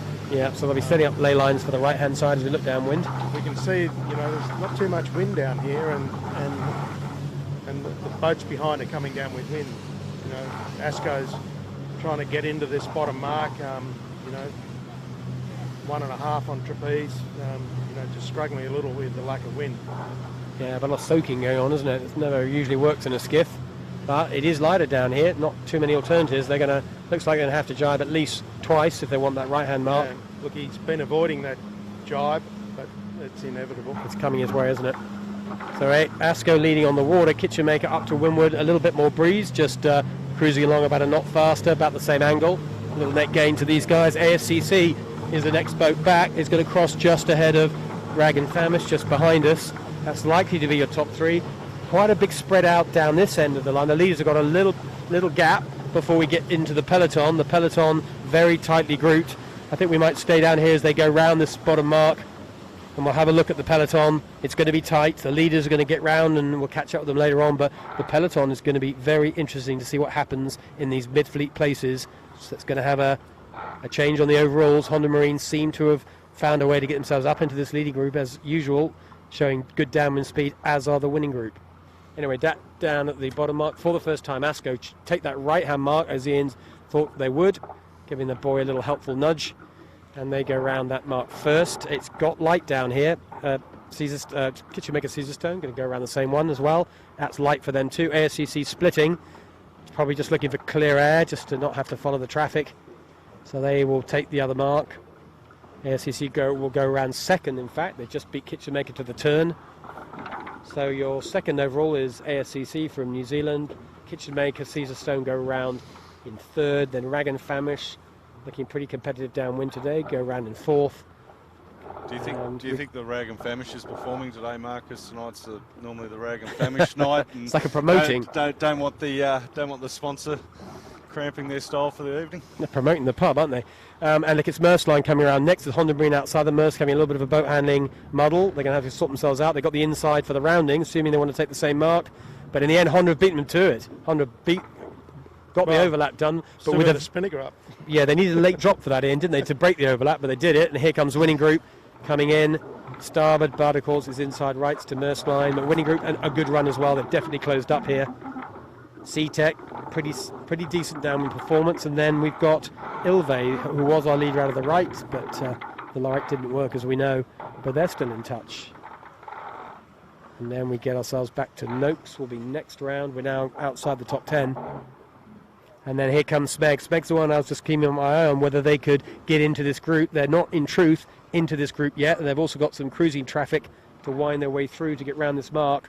Smeg will be the ones that have got the heart rate up right now, because all the rest of our leaders are either in the leading group or, Jimmy, close enough they can realistically get there, but I'm not sure about Smeg. Yeah, they're all within striking distance, and Smeg's just a fraction off that pack.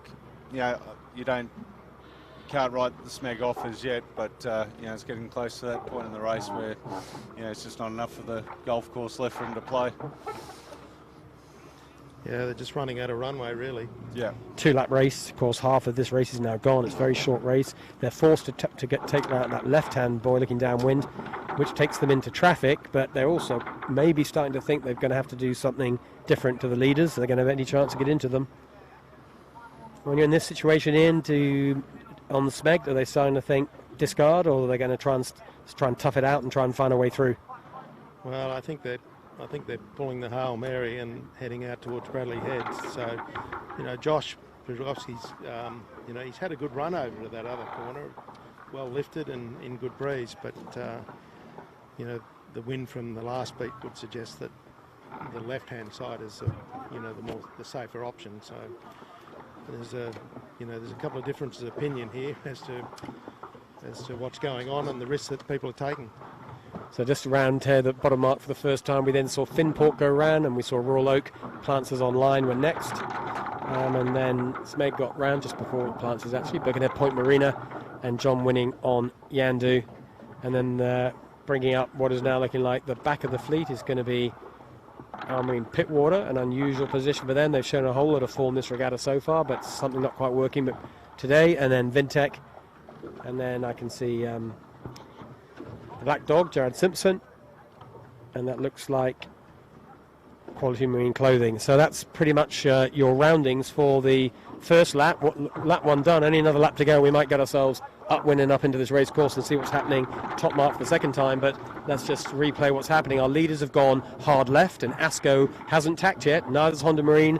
They went around the right-hand mark looking downwind, onto starboard tack. They still haven't tacked. They are the most hard left you can be. ASCC, in the meantime, have decided to go the other way, hard right all the way to the other side. And as Ian said, at the moment, ASCC not looking bad. History says the left should work. Our eyeballs are telling us the right might work. It's interesting. It's got very light, up through the middle of the course here. It's, we see boats like Noakes, only 2 on the wire, and it looks light in the left-hand side right now. It does. It just looks like more pressure on there. I saw a couple of cruisers on the hard right going through the gap that ASCC are trying to get through, which is the Rider Shark Island, and they look pretty pressured up. Maybe there's just more pressure on the right-hand side. Well, that's all going to play out pretty soon, because they're halfway up this beat already. They're about to make their tack. The hard left boats are about to tack. Asco is right off Nielsen Beach. You can see in the distance on your screen. If you look at the very top of the screen, we should be able to just about make out the most left-hand boats. They're just tacking now. And out of the right-hand side, well, ASCC are plugging on, going all the way to the right as far as you can. And well, I doubt they'll both work, Jimmy. It's going to be a winner and a loser, isn't there? There's got to be, but I just noticed one of the back markers today, Bing Lee, with Scotty Babbage, who's always referred to as the master of Rose Bay. For him to be that far back, I don't want to be on one of these boats trying to pick which side of the island to go. Well, he went up the right-hand side. They got very, very hard right, and that didn't pay at all for them. So I think they just got that first beat very wrong, and it's showing it's very hard to recover from that position. Unless they had an incident we didn't see, which of course is always possible. Anyway, ahead of us, we're looking at the most left-hand boats on the race course. That's Asco and Kitchen Maker. Look like they might have just found a way somehow to get ahead of Asco. I think right now if Asco tapped they wouldn't cross. So really Kitchen Maker are leading the left-hand group, closely followed by Asco and our series leader Honda Marine. Mersk just throw a tack in there. No, something interesting's gone over here in this left-hand corner for Asco, who has lost a lot of ground to Honda and Kitchen Maker, but over in that other right-hand corner, Josh looks very strong right now. He does, doesn't he? In the very far distance, you might be able to pick it up in a second, on the other side of Shark Island, we can just see ASCC, not looking like she's in as much pressure as we saw previously, but she looks at the moment, if the shift stayed as it was, she'd cross ahead, Ian. No, the big difference is, Honda Marine here is pointing at Shark Island, and the previous time they were pointing at Woollahra Sailing Club. That's for sure. That's a big shift, isn't it? And less pressure as well. You look at these yachts up here just behind the Manly Ferry, and the breeze is more right where they're headed. Yeah. So. And again, big picture here. I'm just looking hard right at John Winning on Yandu in the hard right. Well to leeward of these boats in just a lot more pressure than these boats we've got here. So there's pressure variations all over. As Ian's just been saying, it's a lot less left-hand. So this left-hand side is not a gimme to be the right way to go at all. And just in terms of these three boats near us, we've got Honda Marine just on our left hip. In front of us is Kitchen Maker and Asco. Well, out of these three boats here, you'd have to say Honda have done probably net the best. They've come right into these two leading boats, and Kitchen Maker's done a really nice job of keeping Asco under pressure. Well, you look at Kitchen Maker here in front of us. 1, 2.5 on trapeze. They're headbutting the tide. It's tough for them here right now. Breeze down, for sitting sure. in the boat. Breeze is down, yeah. Yeah. So I think you're going to see Josh pop out the other side here, looking pretty good. And there he goes. There comes that mainsail over the back of the island. Yeah, look at the island. You can just see at the top of your picture, you can see a mainsail logo just appearing. And he's that gone. Is the most right-hand boat, and he's made probably a bigger gain on the right this time than Asco made on the left last time. So it's gone to the right this time around. I'm not sure whether that was a plan by ASCC or whether it was a little bit of rolling the dice, but either way around, it's definitely worked. It's probably worked for a lot of other boats going that way as well. We'll see who else is there. Well, one boat that has gone that way is Smeg. Smeg had a lot of ground to make up, I have to say. I don't think she's going to get back into the leading group, but she could do her overalls a lot of good by that decision if the shift stays. Yeah, well, winning group's over here as well, and Smeg, and the All Maestro's there as well. Winning group are going to pop out of the side of this island too. Another boat that chose this side, and they're in much better shape than Smeg were at the bottom, so they should be looking, well, they might end up in second, possibly. We haven't quite seen the winning group yet. Well, they're just here. Yeah, there we go. So ASCC's on camera right now on starboard tack with what is now a significant lead of well over 100 metres. And the winning group is going to be the next boat out of the right-hand side. She's probably about 100 metres back on ASCC, so it's going to be very close to Asco when she comes across here. The next boat behind winning group is Smeg, who has made relatively a big recovery, but may or may not get herself into single figures. She was well into the teens at that bottom mark. We'll see how that plays out. So here we are. Look, ASCC's timed this to perfection. The breeze is now going back left, and she's got back in front of them, and is going to be a massively comfortable winner. And it's going to be close for winning group and the next group where they come back together. So that's a good net gain for winning group. But is it going to be the golden bullet that they're hoping for? Well, they could be. Second is on the table. It is available to them. It's tricky now because Asco, as you said, is in a lefty. Winning Group has to be on starboard because they've got to get over this side of the course. We'll see how that plays out. We're going to know in the next few minutes. ASCC, in the meantime, are only about 50 metres from the top mark. Less than a minute sailing till they go around the top mark for the second time. And the last time in this race, it's just a 2-lap race. They'll set up for their tack now. Dead flat water, about 12 knots of breeze. Nice skiff conditions. And as usual, ASCC executed the boat handling beautifully. Very crisp tacking, jibing, control the heel angle. It's a good thing to watch, ASCC getting around a racetrack, that's for sure. And today they've managed to add boat speed and being in the right part of the course. And that's a potent combination. Put the three together, you've got a big lead. That's just what they've got today. So, ASCC, our leader at the top mark for the second time, and not just a leader. That's the biggest lead we've seen all regatta, isn't it, Ian? Oh, I think so. Coco had a good one the other day, and Honda's had a couple of good wins. But the important thing back here is that Winning Group's got back in front of Honda. So. Yeah, look at that kitchen maker actually tacking away there. Oh, that's because Winning had rights on them. Yeah, a little port starboard, and the kitchen maker didn't want to duck. They would have gone into Asco's there, I think. So Winning Group happily just take a lane. They're all pretty close to the ley line there. Kitchen maker did a terrible tack. Kitchen maker got a jib caught, so that isn't good. Bit of pressure on the kitchen maker, and just feeling the effects of the pressure from the Winning Group who come towards them and give them a bit of an elbow nudge. So second around is looking like it's going to be Asco, and as Ian said, Winning Group have made that critical change for them. They've got ahead of Honda Marine. They need to make points up on Honda Marine particularly, and Smeg, and they're doing that to both boats. SEC going downwind with an extensive lead, and of course the lead looks bigger and bigger because they've got the spinnaker up and they just extend away, and there's no more upwind to come, so the lead that you see is the real lead. It doesn't get then contracted at the bottom mark if they were to go upwind. This is just downwind to the finish. SEC, subject to any terrible gear failure, they're going to win this race, that's for sure. We'll let them run away with that. We're going to concentrate on the minor but critical minor placings, and look at this. Smeg are back into this race as well. Asco go round second. Winning Group, great recovery, great beat for them. Then it's Kitchen Maker, and then look who it is. Smeg and Honda Marine, our top three overalls, have somehow got themselves right back into contention. Great job by Winning Group, great job by Smeg. Honda Marine, maybe, Jimmy, feeling the pressure here. Yeah, that little bit of pressure, but knowing what those blokes have been like all week, I don't know that they know what pressure is. Well, they're very calm people. This will be a test. They did have their two major opposition tucked nicely behind them. Asco, they weren't too worried about them. They were coming into the front of the fleet, but in the last 10 minutes, the whole story has changed. What they didn't want to see was Winning Group crossing them, and they absolutely didn't want to see Smeg anywhere near them. Well, that's how it's played out, and Kitchen Maker could be a buffer boat between them. Getting interesting now, Ian.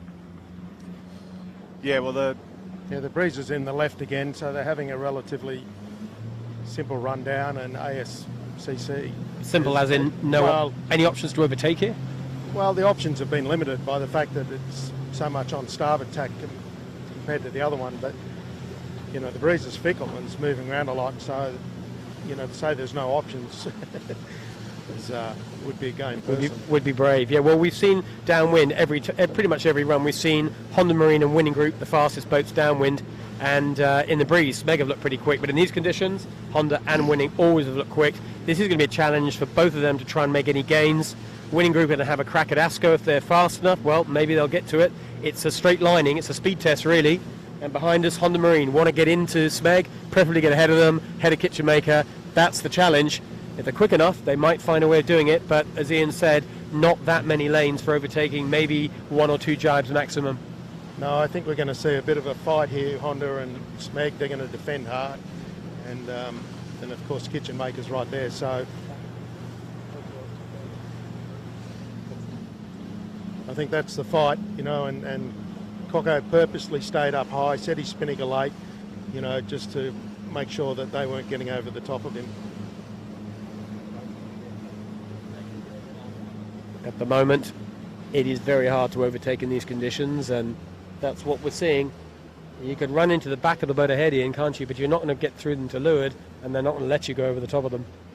No.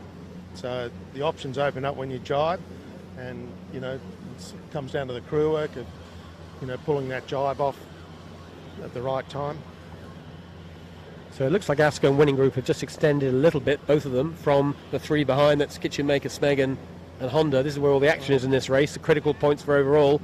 Maybe a bit more breeze or... Yeah, it's more breeze. They're 3 on the wire out in front, and these guys are 1 in the boat. So a bit more wind to come probably for these 3. Yeah. But at the moment, there's still more starboard than port to do, isn't it? We're not quite square yet. No, you can see the leaders, he's got right down to the Chatter head point, Taylor's head point, so he's really had a dream run with those wind shifts. And so that's our leader in to talk about ASCC, who haven't bothered to jar. They've gone pretty much all the way down, not quite to the finish, but 90% to the finish on starboard jar. They'll do a short port across the line. That'll be ASCC winning today's race. But all the action happens behind them. In second place, it's currently Asco. In third, it's Winning Group, probably 3-4 boat lengths behind them. And then drop back 10 more boat lengths, and you're with the group that we're looking at now, Kitchen Maker, Smeg, and on camera, Honda Marine from the drone. That's what Honda Marine's got facing them. They don't do anything too dramatic because they do have a decent overall lead, but they just don't want Winning Group to get 2 places on them. They don't want Smeg to get even 1 if they can avoid it.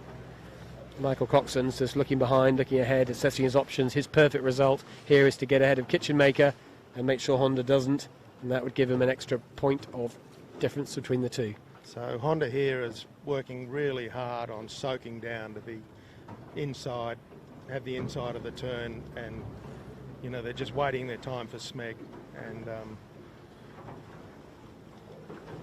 And starboard rights too. If they do really well, they could use their starboard rights. Otherwise, I guess they just jibe with them, don't they? Keep the left. They're just going to jibe on top and reverse, the track position that they've got now. And Smeg's worked himself up into some light breeze. You can see both boats are really working hard to just try to get down to leeward and get themselves in that tactical position. Yeah, this is Honda giving it everything they can. They want to be as low as they can, as fast as they can. Just as we said, that Smeg get a little squirt, might roll them over the top. But Honda doing the best they can to make it hard for Smeg. And in the meantime, Kitchen Maker it's all a bit lifted here, isn't it, Ian? But Kitchen Maker in the meantime are just extending a bit on these 2, putting themselves into a relatively safe 4th position overall. So that little gust, just that one little gust there brought Honda down. It's really put them into a strong position for when they jibe. Yeah, actually they're jibing ahead. They're not even going to wait for Smeg. They decided they had enough of that. And they're going to let Smeg off the hook a little bit. I thought they might have just stayed with them all the way to the jibe. Yeah, look, they're sailing very confidently, and we've seen them make great gains downwind all week, and I think they're happy to back themselves. Yeah, that's exactly right. That's been their style of sailing. That's what we've seen. They can rely on boat speed in most conditions and confident in their boat positioning. And boat handling's been absolutely fine, that's for sure. So after that jibe onto port, Honda Marine are not quite pointing at the finish, at the target. The breeze is still shifting, a bit left, a bit right. But they're well bow forward on Smeg with that little shift. Kitchen Maker have extended a bit, so Kitchen Maker looking good for a 4th place finish at the moment. Up ahead, ASCC, 1st position. In 2nd position, Asco have got a pretty comfortable lead over the Winning Group, but Winning Group will be pretty happy, I think, with that 3rd. They make a nice little gain on both Smeg and both Honda Marine, and that's all they could ask for in today's conditions. There's a good chance that both those boats were going to be fairly close to them, but they've done what they can to grab back a few points.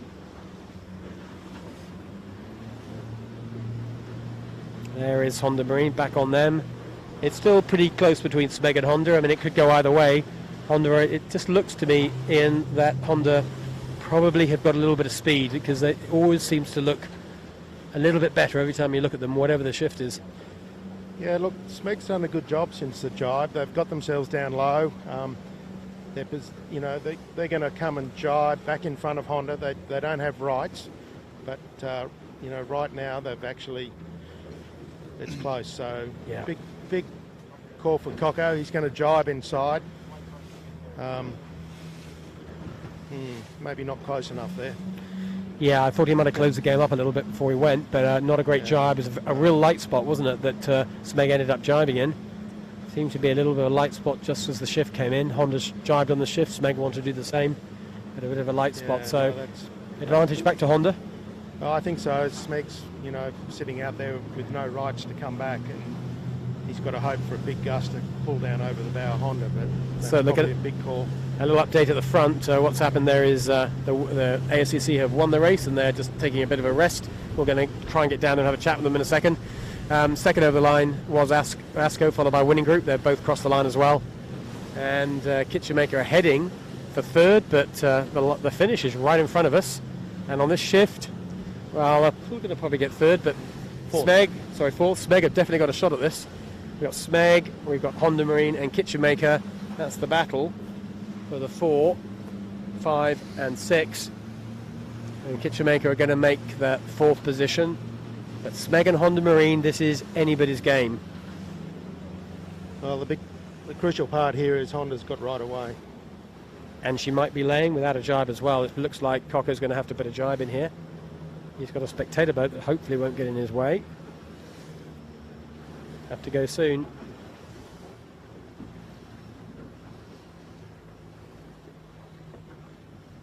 He's going for rights at the finish. Boy room. He's looking at boy room, so it's exactly right. Talk us into this, Ian, as we come into here. Tell us what the rule is. Well, he's got rights for room at the mark, and how close is this? Can we get into the line, Jimmy? It's super close on this line. Who's going to make it? Honda Marine by quarter of a boat length, half a boat length. Cocker could have shoved it in there, couldn't he, in terms of rights, but he wouldn't have got across ahead anyway. No. Great race, though. Great race. Super close between Honda Marine, our series leader, who just managed to pip Smeg on the line by not much at all. Mercer Line keeping it together to finish one back, and only another 2 boat lengths till we get to Finport. Fast improving, but they need to. They need to keep heading forward in this fleet. Rag and Famish dropped just a couple on that last lap, but Rag having a decent race as well. And then it's a decent battle between Ilve, who had that great first beat with the new crew lineup. Pretty respectable finish also for Trevor Barnabas. And John O'Witty in the middle, and Troy Tyndall in the front. Brand new lineup for today, working very nicely indeed. Good job by those boys. They're going to just get ahead of SeaTech, Alex's boat from New Zealand. Throwing a jibe just on the finish. Here goes Ilve. So they've crossed now. SeaTech crossed us behind them. That's the Plancers on line, the next one back. You can see with the blue logo on the white kite. And it's going to be super close. We're out the line here. We can look down the line. Super close between Royal Oak, who are just going to get it in front of Oak. Royal Oak. Royal Oak get it ahead of Noakes, I mean, the other way around. There they go. And then back behind, we can see Yandu. And we're going to see if we can get over to ASCC and see if we can get a chat with them, or we can actually see them being interviewed if we can't do the interview ourselves. I think it's already been done. Well, I think you might have already seen that interview on the screen. Sorry.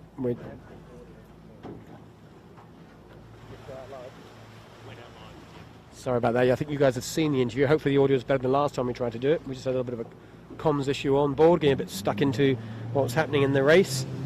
But you'll have heard from the words of Josh Brevsky about that race. That was one hell of a lead he got.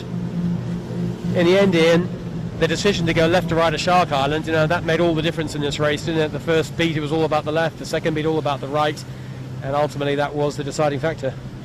Yeah, it was, and Josh got it right both times. Left the first time, right the second time, and Nice and work. that was comprehensive winner. So go to the casino with him tonight, you reckon? Yeah, I'd be up to the news agent and then to the casino. So that's race 6 is close to finished. There's still a few more boats to finish, so the race isn't technically over. Looking out wind, I can still see Del Zotto, and I can see the Brisbane 18-footer Black Dog from the UK. Katie Love's boat I can see up there as well. Yvette up there on Quality Marine Clothing. Armory and Pittwater, they've still yet to finish. Bit of a split in the fleet. They went a bit light at the top. But when they finish, we'll be getting fairly soon after, we'll be getting into the start of race 7. There's just a short gap between races. So stay tuned with us. If you want to go and have a cup of tea or a cold beverage, whatever it is, keep the screen on. We'll tell you how long to the next start. But it won't be long. We're going to roll into this next race, 2 races today. It's going to be a similar race, similar kind of length. The wind is broadly at the same direction, so the same dilemma, which side to go off Shark Island.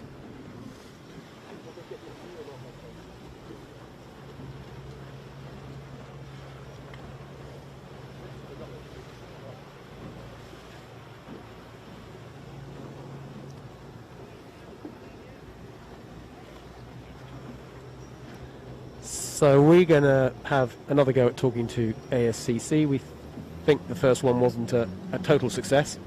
So if we can persuade Josh to have another crack at it, because he's obviously a bit distracted, he wants to think about his next race. Hopefully he can have a chat with the brave Steve Quigley on board the rubber duck. We'll just hand it over to him and see how this goes. On water interviews, as you have known if you've watched America's Cup or other big mega budget events, is still a dark art. No one can quite nail it, but we're no different. See how we go.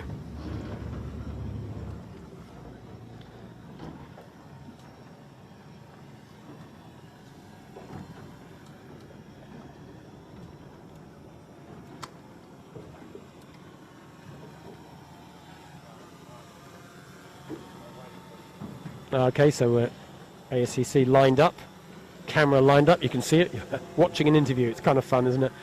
Poor boat driver, that's Steve Quigley, Wild Oats crewman. Over to them. I think they're now talking.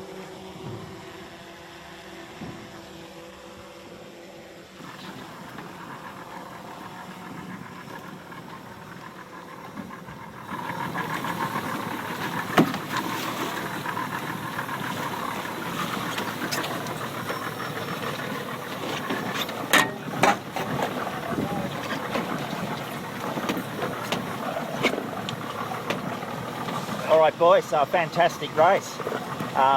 Gee, you did really well. Tell us about your race, Josh. Yeah, we were sort of pretty good shape around the first top mark, and we once we got to the gate, we went around the right gate looking upwind, and we had a pretty good angle, and we were looking out to the right-hand side of the Shark Island, and we thought we saw some pressure, so we really backed ourselves and just went for what we saw, and we could see that the boats to the left were pretty light, so this sort of stuff you just got to go with what you see, and happy we committed and went that way. Yeah, well, really well done, because the first work was hard left, and you did well on the left, and the second work to go hard right that's amazing. You really did back yourself. Good job. Yeah, thanks much. Yeah. So, how does this put you in the overall series? We're still quite far back, so we need another 3 good races really, but it's pretty light again, so hopefully we can figure out which way to go and keep our good strength going. Yeah, so we expect another tricky race for the second race this afternoon? Yeah, it looks that way. Don't see it getting any simpler. It's always pretty tricky going around the island with all the houses around us. But anyway, you guys had better get back on your boat. Round us up. Just go.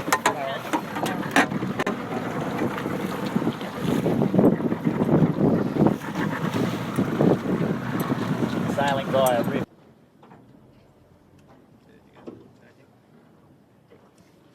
So that was our best attempt at doing a on-the-water interview. It is tricky, but good job thanks to ASCC and Perebski for Josh for doing that, and on the water our team of Steve Quigley and Christophe Favreau, who are holding the cameras and steering and doing all that kind of stuff. On-the-water interviews, Ian, you've had a crack at that in your America's Cup roles, and I'm sure you try and do it with Sail GP. It's not easy, is it? No, look, I think any time you've got electronics and water, it's not easy, and now we've introduced airwaves and telemetry and 5G and LTE and everything else that's going on. There's a lot of mystery. We can't see any of it. It's not like the old days where we're putting the plugs in the switchboard.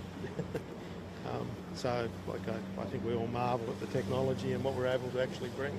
Yeah, I'd agree with that, but yes, getting good audio on the water just when you want it is somehow or other still a little tricky. Anyway, we'll keep working on that, so we can do a better job of that tomorrow, but hopefully you heard from Josh.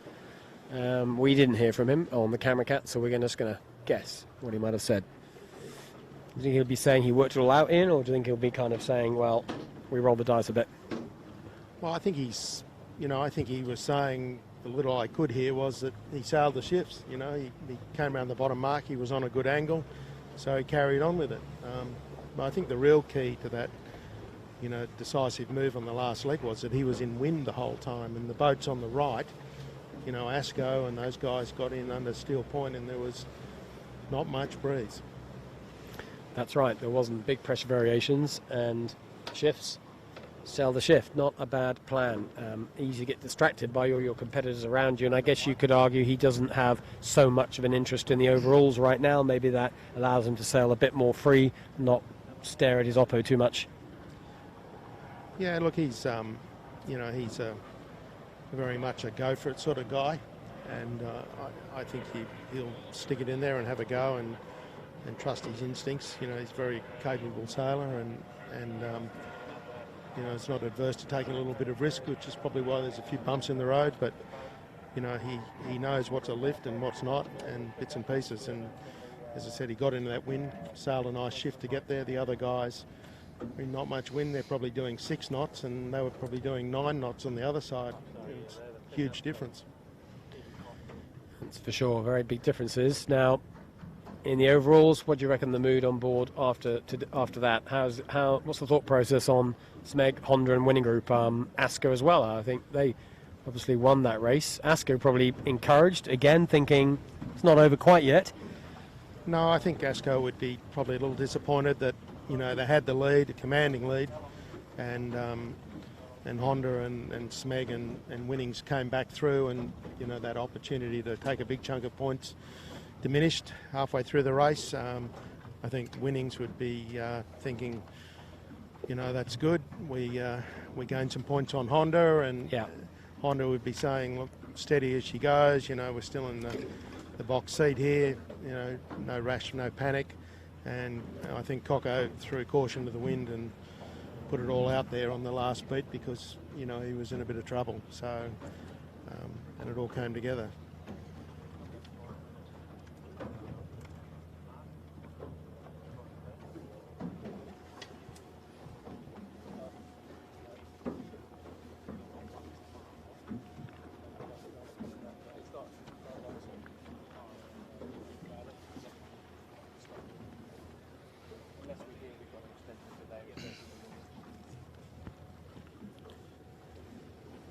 So back on the water here, we expect this next race to get going pretty soon. No reason to delay. All the rest of the skiffs have now finished. We're back under starters orders reasonably soon. Jimmy, it's still showing a 6-2, which is 2 laps of windward load, isn't it? But your thought is he might go 3 laps on this race. That's what he was originally talking about before today's racing, but I've just been listening in on their radio, and that race was a little bit longer than what they were expecting for their target time, so they're planning on staying on a 6-2 for this race as well. Good intel. Yeah, that makes logical sense. We did have a bunch of delays at the beginning with those 2 practice starts, what became practice starts in the end, so the whole thing started later. So it is 4 o'clock local time, just approaching here in Sydney, and they'd probably like to get this wrapped up before 5. So the race committee just trying to make sure the line is straight where they want it to be, make sure the pin's in the right place. Any thoughts, do you think, on the top mark, Ian? Would you be considering moving that top mark with these conditions? The top mark and the pin, neither of them in the right place with the wind. I'm just looking at the starters' wind gear there at the moment. It's pointing at Steel Point, so the breeze has gone a long way left right now. Yeah. And, he's got one hand up, pointing up where the mark is, and he's got his wind vane, and they're about 40 degrees apart right now. That's not the plan, is it? I don't think you'd be happy to see that. So he's either got to move the start line or he's got to move the top mark, or both even, if it's that far apart. Well, the problem is moving the top mark is it's where the land is. So, he might have to shorten the course and go to a 3-lapper if he's going to move it around. Yeah, so a bit of bit of management to be done by the race officers here before we get into this. There's a couple of big ferries due to pass us pretty soon as well, so might better let them pass as we go. You were talking before, Ian, about the strength of the Kiwi 49er squad. You're pretty dialed into the Australian Olympic scene, I know, and who's likely to be the representative for Australia? Well, that's a very difficult question. We have 3 crews that are, all doing, pretty well. We have the Gilmore brothers, and we have Joel Turner and Tom Needham from Queensland, very young guy that's come on very fast, and we have the Phillips brothers from Victoria's. So we have Queensland Western Australian and a Queensland and a Victorian boat. And right now, it's anyone's call. That sounds good, because it sounds like it's going to be competitive. They're going to push themselves. Yeah, it is. You know, they haven't got the results that they'd wanted on the international level, but the Phillips, you know, went into the last race of the New Zealand Nationals, equal points, and could have won the regatta. Had a bad last race and came third behind the Kiwis, but you know, they're obviously sailing fast and well. So I think, you know, they all go away to Palma shortly for the first international European regatta, and it's now time to stand up as we move into Olympic test selection and test events around July this year. World Championships in New Zealand, and then the World Championships in Geelong in February next year, and that basically takes in all of the Olympic selection process through all those regattas, and you know, so it's now time to, you know, get your act together and get scores on the race. Those Kiwis might be hard to beat this time around. They've got a bit of pleasant selection dilemma by the looks of it. If they can all stay together, could be strong. Yeah, and look, there's a lot of even competition in, you know, Spanish, Italian, Croatians in the 49er. There's a lot going on, and they all have their moments, and it's stringing it all together in the right conditions. Now, just looking at Ilve on camera, we were just before looking at Maersk at the moment, but Ilve, pretty strong performance from those boys, isn't it? They just jumped on the boat in the boat park. They've definitely never sailed together as a threesome, no chance, those three, and they make it happen. It's a pretty hard thing to do, isn't it? I was talking today earlier on about teams. The Bingley guys were talking about how easy they find it together. They know each other well. They've sailed since they were kids, usually against each other, but they've found it very easy just to gel together. Katie Love saying it's taken a bit longer with her boat, but she's pretty happy with where she's ended up for their experience level. But three mates jumping in a boat park in like that, that's a challenge, isn't it? So they've done pretty well today. Yeah, an 18's a unique boat, and having people with experience in the boat is, you know, is such a valuable piece compared to bringing in really good people out of 49ers or other dinghy classes. You know, that 18-foot skiff experience, understanding the techniques, the sort of the jargon, the methodology on how to sail the boats and the loads is a key piece to it. And if you were talking to one of the less experienced crews that we've got here, we've got quite a few of those, younger crews. Royal Oak Hotel, I can see Rag and Famish in front of us, Vintet, there's a few of them. What's the sort of most important thing that you think they should be thinking about? What's the big picture play that is going to get them in the right direction? Look, they need to have time on the water, you know. They need to go out, you know, sail, obviously in the racing, and that puts the pressure on it, and the racing skills come. But, you know, as Victor Kovalenko, you know, has done to many of his athletes, is, you know, you're not putting the spinnaker up until you know how to do the things before you need to do that. And I think getting the basic skills of handling the boat and the priority of what to do in the boat are the important things, and just time on the water, doing it. You know, I know in my first year we capsized the whole time, and it wasn't for lack of trying, it was just a thing that happened, and you just keep practicing, and all of a sudden, you know, you start flicking the switches of not making those mistakes, and your experience grows, and then it all comes together, and your speed and racing skills come with it. Time on the water, then, it's kind of a cliche, but it's just true, isn't it? There's no shortcut. No, there's no free lunch. You've got to have time, you know, you've got to invest. You've got to invest in your skills as a team. I think that's what Bucko was saying back in the Colour 7 days, the amount of hours you guys used to spend on the water training even back then, and like it obviously only gets more intense now because, you know, the competition's still there and still hot. Well, we sail 4 days a week. Yeah.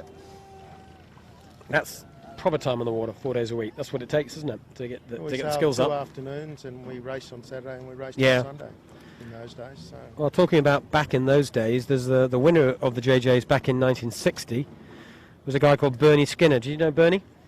I know of Bernie Skinner. Well, Bernie Skinner, he actually won in 1960 in the boat called Surprise. Bernie is a Kiwi, but he's living in Sydney. He's not very well at the moment. He's in the hospital somewhere, and I think he's either watching this racing or he's going to be, someone's going to show him the edited highlights. But anyway, just want to call out to him and hope he makes recovery. And also good luck to all his family, who I know are supporting him at the moment. A lot of champions, a lot of great names in the list of past winners. Ian, you won it a bunch of times. When you look back on your Skiff days, how many times did you win it? 6, 7? 6 times. 6 in a row?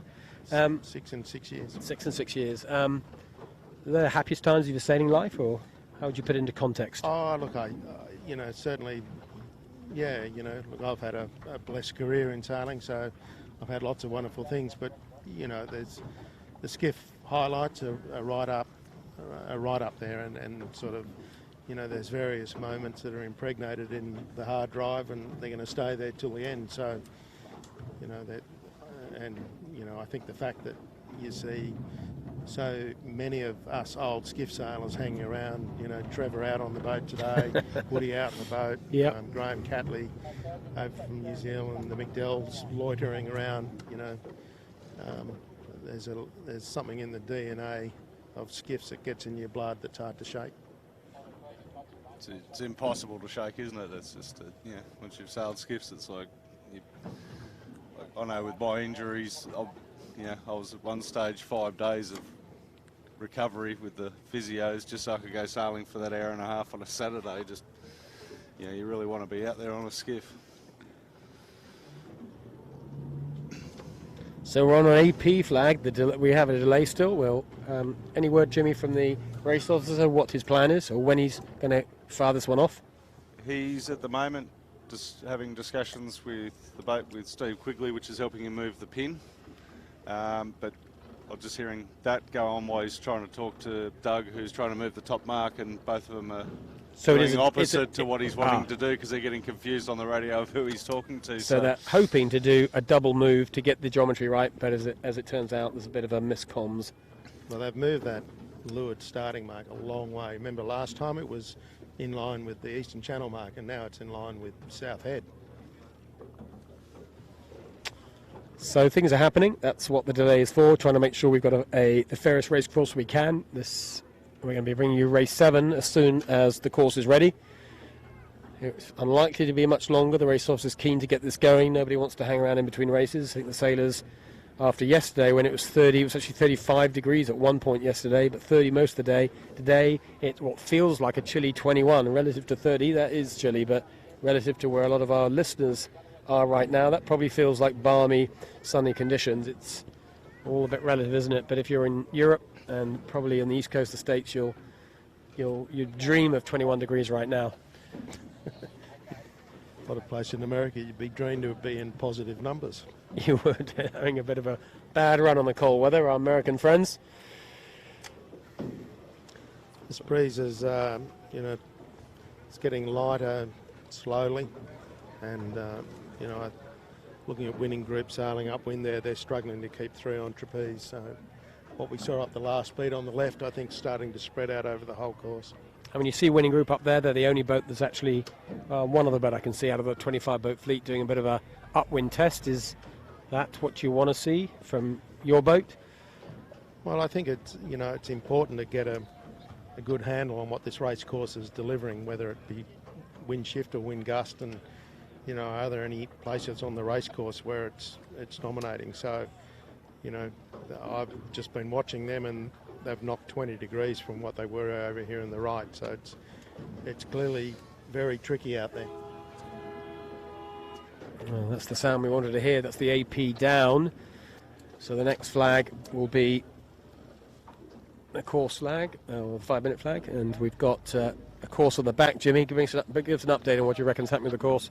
Well, they had 145 up in direction for the first race, and now got 125 up. So I thought it was a little bit more than 20 degrees, but wait and see. So 125, give or take the bearing, 1.2 the distance. That's the two boards you can see off the back of the committee boat there. And still course 6, that's windward leeward, still 2 laps. No big surprise there. as there's been a bit of a delay as they get organised for race 7, our second race of today, sponsored by ASCO. And then tomorrow, of course, is a lay day. It's the break. We get a day off racing, but we're back fully ready to rock on Saturday and Sunday, last 2 days of the 2019 championship. Those 2 days are one race each day. That's the 5-minute gun you just heard there. One race each day, one on Saturday, one on Sunday. Double spectator fares going out because there'll be a big spectator fleet on both of those days. The championship comes to an end on Sunday afternoon. At the moment, Honda Marine have got a very gentle hold of the trophy. They're current champions, but right now they've got a nice little lead. But it's a long way from over. The other thing too, Mark, I just heard on the radio is there's a cruise ship coming, or a ship movement coming out. It's just coming past Fort Denison, so that might come right into play for the first downwind. There's always a ship movement somewhere, isn't there? It'd be rare not to have a proper ship. And I wonder if it's one of those very big ones like we saw a couple of days yesterday, that massive white thing that came through. That will have an effect on the wind, that's for sure. We'll have to delay if we came through that. Hopefully we'll get the start off before that happens. We got about, there we go, 1 second. There's the 4 minutes. 4 minutes to the start of our second and final race today. Race 7 of the championship. In the end, the race we had earlier on today kind of went to form. Yet again, the best of the boats got to the front. Just the Kitchen Maker was the one boat that we haven't seen in our leading pack, getting in amongst it, setting a terrific race. Ian pipped them for success at the beginning of the day, and they stood up to the pressure of that expectation very nicely indeed. Good boat speed up and down. We've seen them all year. Kitchen Maker being a good performer, Jimmy. I know you've liked the look of the way these guys have gone. Nice to see that they're kind of shrugging off the possible pressure of a JJ and just performing as we know they can. Well, I think they're probably the same as the guys on Finport. Probably just just taking the time now just to take it all in. I think this maybe might be their second JJ. They're still a young crew, which is great to see. That they've got a little bit of performance, and the future, as long as they stay in the 18s, is going to be good for us. Yeah, plenty of potential there, and Steve Quigley, the vice chairman of the club, he's was sailing that boat last year, 2 years ago actually, because Scott Babbage helmed it last year, but he's their kind of coach and manager, and his son sails on board as well. Good performance from them. I think Steve will keep them rocking along in the right direction. So we're getting close to the start of this race. Any thoughts on the line in? Is that any short of the line? It kind of looks like it might be a bit to me, but maybe it's just the visibility is better than it was. No, I think it is a little bit shorter. I think the whole course is a little bit shorter and compressed. I just see Doug Cameron coming down from up there where he's relocated that first mark. I'd say he's moved that left to go along with that 125 wind direction. So I'm suspecting that, left to the right of the island's probably not an option anymore. And so it'll be interesting to see how they attack this line. Once again, big holes of not much wind is probably the key to be avoided here. So that wind that's been sort of in, and it was at 12:15 at the start, that race was probably more characterised by sort of 9 to 11 probably, but with the odd puff, it's probably going down from that. Was that what you're seeing? I think it's more like 7 to 10 now. Yeah, 7 to 10 with plenty, probably more lulls than puffs. Lots of holes. So lots of holes. Yeah, that's the story. It feels light down here at the start line. What is it? Don't go where the wind ain't. Getting a good start here and not getting rolled out of the start and getting clear air is critical. 5 seconds for the 1 minute gun. Here we go, 1 minute. There it is until the start of race 7. No U flags or anything like that, so we might see the fleet pushing this line again. But right now we're looking down the start line ourselves, and you're seeing on the drone from the other end. There's plenty of space on this line, plenty of space left and right. There's lots of room down at the pin, and the fleet is well back from the buoy at this point in time. So more of the fleet at the committee boat end. You can see at the top of your picture, that's the committee boat end of the start line. We're right in front of us here, we've got Finport, SeaTech, Winning Group down this end, Vintech and Ilve, and ASCO are up at this end too, and right down the far end, the Plants is on line, we can see. ASCC, our winner of the first race, likes to look at it down there. They're setting up for a pin and start. As we get closer to this one now, we've got somewhere around about 10 seconds left. We can just about see the start pin end. It's still looking clear. Plants is online, ASCC down the far end. At this end, Kitchen Maker. One gun so far. C-Tech, Kitchen Maker was the most right-hand boat. Finport and Winning Group in good shape up here at the right end. Both of those boats have got just enough space to leeward to sell the kind of angles they want. Marine Pittwater goes tax and is going to have to hope that Yandu gives them some room or cuts them some slack. Oh, double tax back. So up at the community boat end, a bit of an incident between Marine Pittwater and Yandu, but clean, no actual contacts there, so that's played out well. Not a good start for Simon Earn on Marine Pittwater, though that will cost him.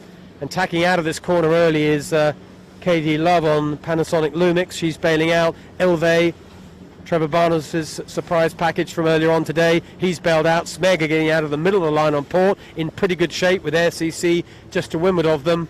Honda Marine looking a little buried at the moment. You can probably see them on the middle of your picture. They're on port in about the middle of the pack, but having to duck a lot of boats until they find that clear lane. It's just about to come to them now.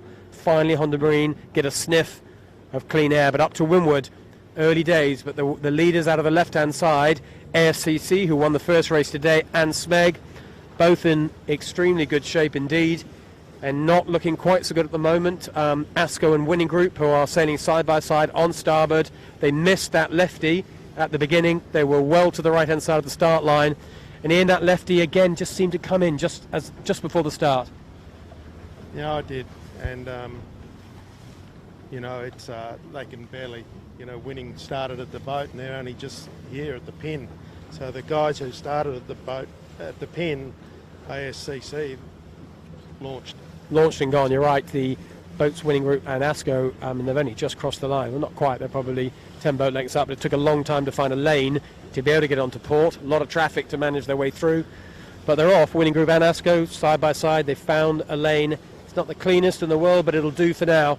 Up to windward of them is Bingley, and up to windward again from there we've got Rangham Fanish, and then we've got the Brisbane 18. We haven't seen them in this series at the front of the fleet. Maybe today's the day they can show us a bit of their form. So the Brisbane 18 and Marine Pool from Germany and Maersk and Black Dog are up on the left-hand side of the line, and Kitchen Maker. Not such a good start from them. They're going to be behind those boats I just called out at the left end of the line. A lot of work for the Kitchen Maker to do.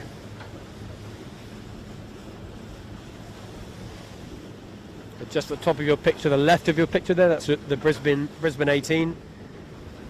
And we are on the hard left side of this beat, looking down, looking across to the rest of our fleet. It's very early days in, but do you still like the look of ASCC? Yeah, look, I think they're, you know, he's just tacked over on the starboard tack, and you know, the boats have headed, and it's now time to get back on starboard tack. This breeze is fluctuating at least 10-15 degrees, so sort of joining the shifts and staying in the pressure is the key, and it's easy to get it wrong. So, and the ferry, Jimmy, has arrived, and the ship. I know you've got your eyes on that. So there's a massive ferry at the top of your picture on the right hand side. That large white edifice is in fact a large ferry, a cruise liner, and in front of the cruise liner, of course, is a port's pilot boat that's going to make sure that nobody crosses ahead of it. So this fleet is going to have to tack and come over on this side of the fleet, the beat, whether they like it or not, because they will not be able to cross the other side of that liner. I don't think it's going to affect the race too much, because I think the fleet are going to broadly get up to it and get across to it. Interesting times on Sydney Harbour. It's never a dull moment here. We're right alongside the Brisbane 18 footer. These guys are new to this game. It's David Haytner on the helm. He's the current Aussie 14 champion, transferring across to this boat for the first time. Left hand side of the beat, Ian. I can see you looking over there. You like the look of it over there, don't you? Well, I like the look of the left, and I'm just trying to figure out where this top mark is, which I think is going to have an influence on where it's coming. And you know, Josh did a really nice job of chipping over there to the left a minute ago. Yeah, Josh staying on the left, isn't he? The best pressure's in the left, and he's a little bit lifted. He's looking great at the moment. Most of the fleet are to leeward of him, well to the right as we look upwind. We're still following behind the Brisbane 80, and there's Josh on the left of your picture, and that's Shark Island, that little set of trees, that's the island. And the buoy last time was dead upwind pretty much, or straight ahead of us, not quite upwind, straight ahead of us. Well, I think I'm looking at the buoy over, you know, by the Hermitage over there, and if that's where it is, there's going to be a lot of boats on the right here that go around the right-hand side of the island. They're going to be very disappointed. Yeah, it is not obvious where that top mark is. I'm just wondering, because we can't see it, whether it's actually in line with Shark Island still. That's why we're not getting a clear viz, but it's quite hard to pick it up with the background of a beach, pale-coloured beach and pale-coloured houses. Tough for us to see. It'll be just as tough for the skiff sailors, though. No sign of that buoy at the moment. We're watching. Well, ASCC have tacked just off to take the left-hand side of Shark Island. More breeze on the left for sure, so she's happy to go that way. At the moment, all the skiffs have just crossed the cruise liner. Winning group are going to be probably the last one to get across that gap, but I think the whole fleet has actually made it. So in the end, by the skin of our teeth, the cruise liner has not become a big factor in this race. Certainly at this point, winning group, plenty of work to do here, Ian. We did see this though last race with Smeg right down and deep in the teens and rolling the dice and managing to come back. Yeah, I'm not so sure this side's going to roll the dice that well this time. I don't think the boys... Oh, there it is. They didn't move it that much. We just found the Wimmer mark. It is to the left of where it was last time, but not a lot, as Ian said. But it's just as far upwind, so it's the same kind of distance, this beat. Just a bit more left-hand, but a lot of boats here on the right. You can see in front of us, Smeg is the leader of the right-hand group. Seatech to leeward, Panasonic, Lumix and Honda Marine in close proximity to Smeg. No surprise there. And Smeg getting a big lefty. She might struggle to get out of this corner, but she'll take this left, take the pressure while she's got it. Really nice bit of left hand for now, but Michael Coxon will be looking for something to tack on, some kind of a right hand shift. For now he's going to have to get through this latest bit of ferry wake. He won't be tacking this side of the wake, that's for sure. And when he can, when he gets into flat water, he's going to have to cross over because he's got a lot of starboard tack to do to get to this mark. It wouldn't take much of a righty for him to lay from here, Ian. No, he's looking for that righty, but right now he's got the opposite. He's got a big lefty. Lifted on the right-hand side, as all you sailors will know at home, not what you want. You need the righty to go back on. But you get what you get. He's waiting as late as he possibly can. He'll be right in amongst the houses if he's not careful. That's about as late as he can make it. Not allowed to race into the moorings themselves, so he tacks just shy. And he will not be coming back on quite the heading he wants. But we haven't yet seen the boats on the far side, so it's not necessarily quite all over. Yeah, I don't think it's going to be great. The ominous voice of Ian Murray. I think you're right, Ian. So Smeg is still the leader of that group. Yeah, Jimmy's just pointed out. You've just seen ASCC, haven't you? Yeah, I've just seen ASCC, and there's someone else just below him, but ASCC does look a little light. But yeah, it's not over yet. It's not. This contest is still. They're bow down coming this way, and at the moment, right? Yeah, it's not. You know, it's not as cut and dry as it was. You know, the first two laps of the last race. But look, ASCC is once again well in the lead, and you know, with the boats around at Queensland, the English boat Maersk, the boats that haven't been performing that strongly in the regatta so far, they're all there too. So clearly the left has been very strong. Yeah, that's absolutely right. So out of the right-hand group, there's a lot of our top contenders in this right-hand group, but at the moment Smeg are the leader of the group, but not by much. Fairly close behind them. You saw the cross before. They only crossed just ahead of Rang and Famish. That's the pub that a few people will be going to tonight, just the night before the lay day. And in amongst this group as well, winning group are right in it. Finn Porter in it, Appliances Online and Honda Marine and Ilve and Seatech. There's very little between all of these boats out of the right-hand side. We're in flat water here, this side of Shark Island. They're ducking and diving, trying to find the best way out of this corner. In the meantime, they look over to the other side of the beat, and the other side of this upwind, ASCC, are leading. It's not a massive lead. It's not like it was at the end of the second race, but it is a clear lead. And the other boats that went that side is Marine Pool from Germany. There's Maersk, Yandu, Bingley, but they are and ASCO. All those boats are a long way behind ASCC, and I think the boats out of the right apart from ASCC, they're going to get ahead of everybody else. So the right has come reasonably good here, Ian. Yeah, it's coming better. The breeze looks fairly stable here. Like, the interesting thing is, right now, I think the German boat's in the lead. Yeah, right now they've got a real lefty, haven't they? That's come out of nowhere. So you're right, the German Marine Pool, I think their best result today has been well into the 20s. This will be a long way to go to this race finishes, of course, but in top mark rounding terms, they are leading. I think if they get round first, there'll be plenty of celebrations in Germany. I'm not sure the last time we had a German skiff taking part in this event. And actually getting around the first mark first is some achievement. Let's hope they do it. It'll be a great moment for them. National day off in Germany. Absolutely. No one should be made to work and all that stuff.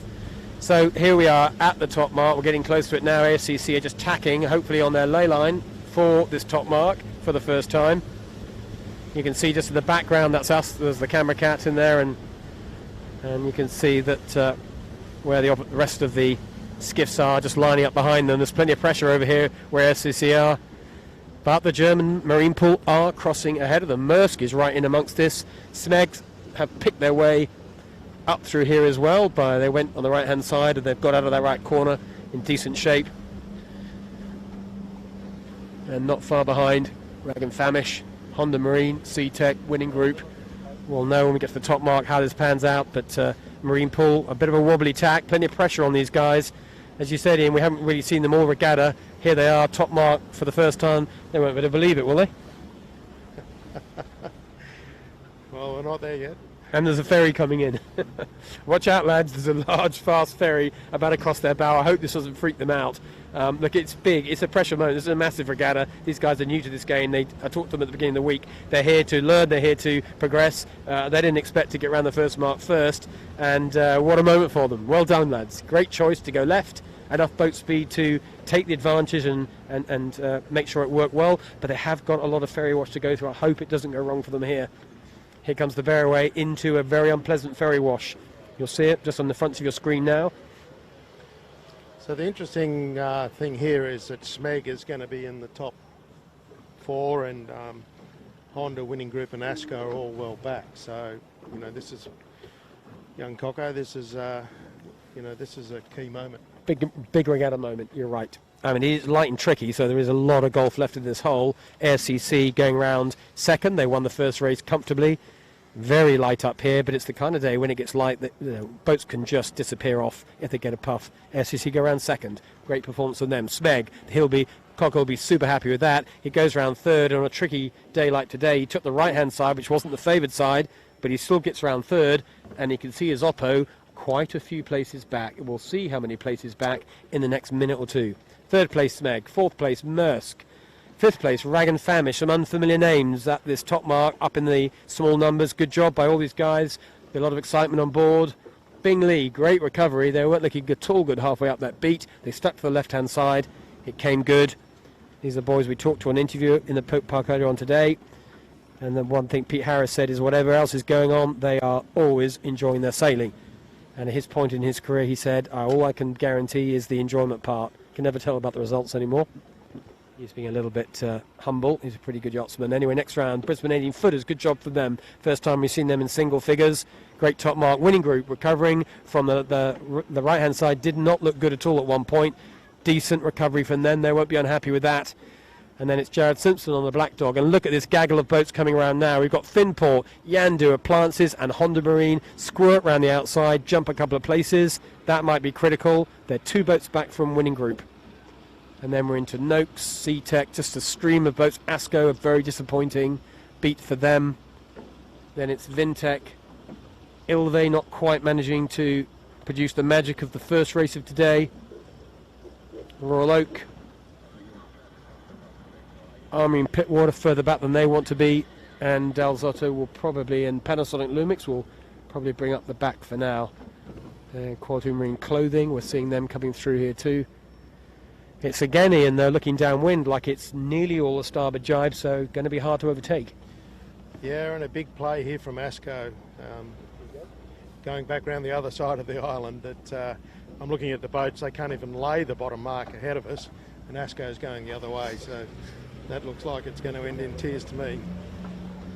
Yeah, another long starboard jibe for most boats. As usual, boat speeds.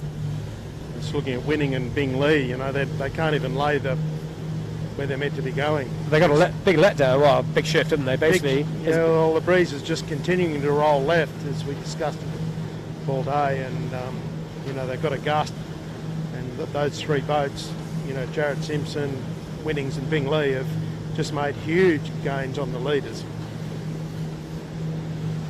Absolutely right, huge difference. They're just pointing to lure to the target, full three stringing at pace.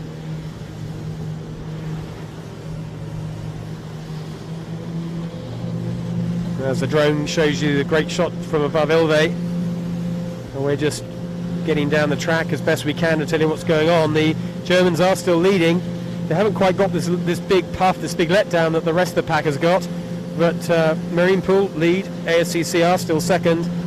ASCC are getting across the track to try and get in amongst this big letdown puff that everybody's got. Winning Group doing really well, taking full advantage of this breeze, showing the downwind boat speed we've seen all through this regatta. Smeg still in decent shape, well to leeward, but this breeze keeps shifting in. Some of these boats will be dropping their kites to get down to this mark. Oh, it's come back a little bit now, but you know, the Germans are still in the lead, and the fleet's closed up a bit. Just noticed Asco went completely the other side of the island, man. Yeah, So- no, look, they took that move at the top mark, Asco, and you know, it's what you call a high risk move. Very high risk. You know, but breeze goes left, maybe they'll get on the right side of the shift, but it's I'd say Doro was there going, well, you know, this is not where I want to be, and I've only got one lap left to do. I'm going to the casino, all on the black. the way he's still sailing, looks like he's sailing to the casino. Top of your picture now, top right, you can see the leader with the green and black spinnaker. That's the German boat. And we're on just looking at Noakes and looking at Yandu just in front of her, and on the drone shot. And there's the ASCC currently in second on the water, just cut port jibe, trying to get across Bing Lee. Looks like they will get across. And ASCC deciding to switch sides, likes the look of this left-hand side looking downwind, and she'll find Smeg. She keeps going that way, very close to Smeg. Smeg's in the lead. Now, Smeg and ASCC have got a bit of a ferry sandwich to get through. I think the ferry's going to cross them, luckily, doing 20 knots. Smeg now is the leader on the water. ASCC coming this side as well. The Germans finding it a little bit too hot to handle. The pace at the front still there or thereabouts. Well, there's more shifts to come in. Every time you look left and right, it looks like a split breeze here. Well, it's staying in the pressure. You know, if you can stay three out on the wire, just looking at Smeg here, two guys in the boat, you know, you're going half the speed of guys three out. It's a big difference. So, you know, looking at Winning and Merce coming in from this other side, three strings. Might have another new leader, right? Yeah, changing it, well, absolutely. These guys are, you know, close to the money, so it's been a remarkable run for Winnings. Yeah, it's been a great run for the Winning Group downwind. They've stayed in the pressure pretty well, had a couple of fantastic little pressure shifts they've been in, but I think they're quick as well in, as ever. That always helps, doesn't it?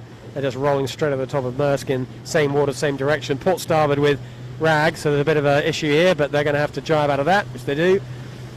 And that makes Maersk jibe as well, and Rag will roll off, of course, at the same time. Usual manoeuvres that happens in this fleet, but Winning Group doing very well. Best net gainers so far on this run.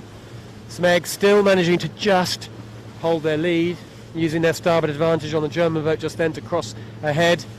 Smeg, not by much, look like they lead at the moment, but Maersk and Winning Group breathing down their neck, and on the hard left looking downwind, ASCC a little bit run out of breeze down there. That's going to cost them, I think. We're seeing the Winning Group on starboard, getting pretty close to a ley line. Sevi Jarvin having a little look around. He's happy to go for a jibe. He sets up for the jibe. Herman, in he goes, Sam Newton, providing the power at the front of the boat, and they roll into a jibe. Not quite as much breeze as they're hoping for on the jibe, but all in all, Ian, you would be pretty happy with their performance, wouldn't you, down here? Oh, look, that pack of boats that came down there in the middle, you know, had a really good run, and you know, that little port and starboard shift at the end didn't go their way, but you know, look, they're back in the race. And it's super close at the front. First round is Smeg. Look at this group of boats behind. This is close as you like. Smeg will get round first. AirCC are right down the other end of the rounding. They're going to have to drop their kite to even get up to the buoy. Second round will be Winning Group. What a run from them. That's a massive gain for Winning Group. They were not in single figures at the top mark, and they go around second. Nice drop. Rag and Famish go around third. Marine Pool go around fourth. Right. Then Bingley, then Jared Simpson having the best rounding of his regatta so far. AirCC were at 1 point second at the top mark, and for most of the run, but got the wrong side of the shifts and the pressure at the end. A bit disappointing for them. Maersk Line and Honda Marine, our overall series leader, in about 8th or 9th. Not a great run for Honda Marine. First time we've seen them looking a bit vulnerable downwind. But Smeg well ahead of them, Winning Group well ahead of them, ASCC ahead of them, Honda Marine, well, the pressure's on them. We're now going to see whether they're made of the right stuff here. Have they got the speed? Can they keep it calm? And here comes ASCO in, low hooks, can't lay. They've definitely won the award for the longest distance downwind. They have. They obviously enjoy sailing downwind. They love having that kite up. Yeah, so here comes ASCO down to the left end bottom downhill mark. Bit of a raggedy Spinnaker drop, always going to be from there. Yandu, much the same approach line. And further up, it's Noakes is the next one to go around, and still not ASCO, it's the other ASCO kite, Kitchen Maker Caesarstone, who did so well on race 1 today, Jimmy. Too much of them to the second race, not working for them. They got that first beat inside out, didn't they? And the downwind, they haven't really made much in the way of places. No, they haven't. And the other ASCO kite, I think you'll find, is Katie Love's Panasonic Lumix. That's correct. I've made that mistake before, and I got that wrong, but that's Katie Love. Like you go the wrong side of the island. We've seen how wrong it got in the first race. So it's obviously Doz likes that right-hand side of the. On ASCO likes the right-hand side of the island. He's gone around that mark and then straight back out there. He's giving it another go, isn't he? Well, there is the breeze did go light just when they all got round to this bottom mark here. Remember, it's only a 2-lap race, so we're halfway through. 1 lap to go, up, down, finish, and the day is over. And at the moment, there's plenty to play for here, but Winning Group will be very pleased with their run. Smeg will be pretty content as well. Honda Marine will be feeling they need to do something. And they've decided to go out to the hard right. Smeg and Winning Group at the moment are left, not super hard left. They still could go either way around Shark Island, but they look like they're lining up for the left-hand side of Shark Island.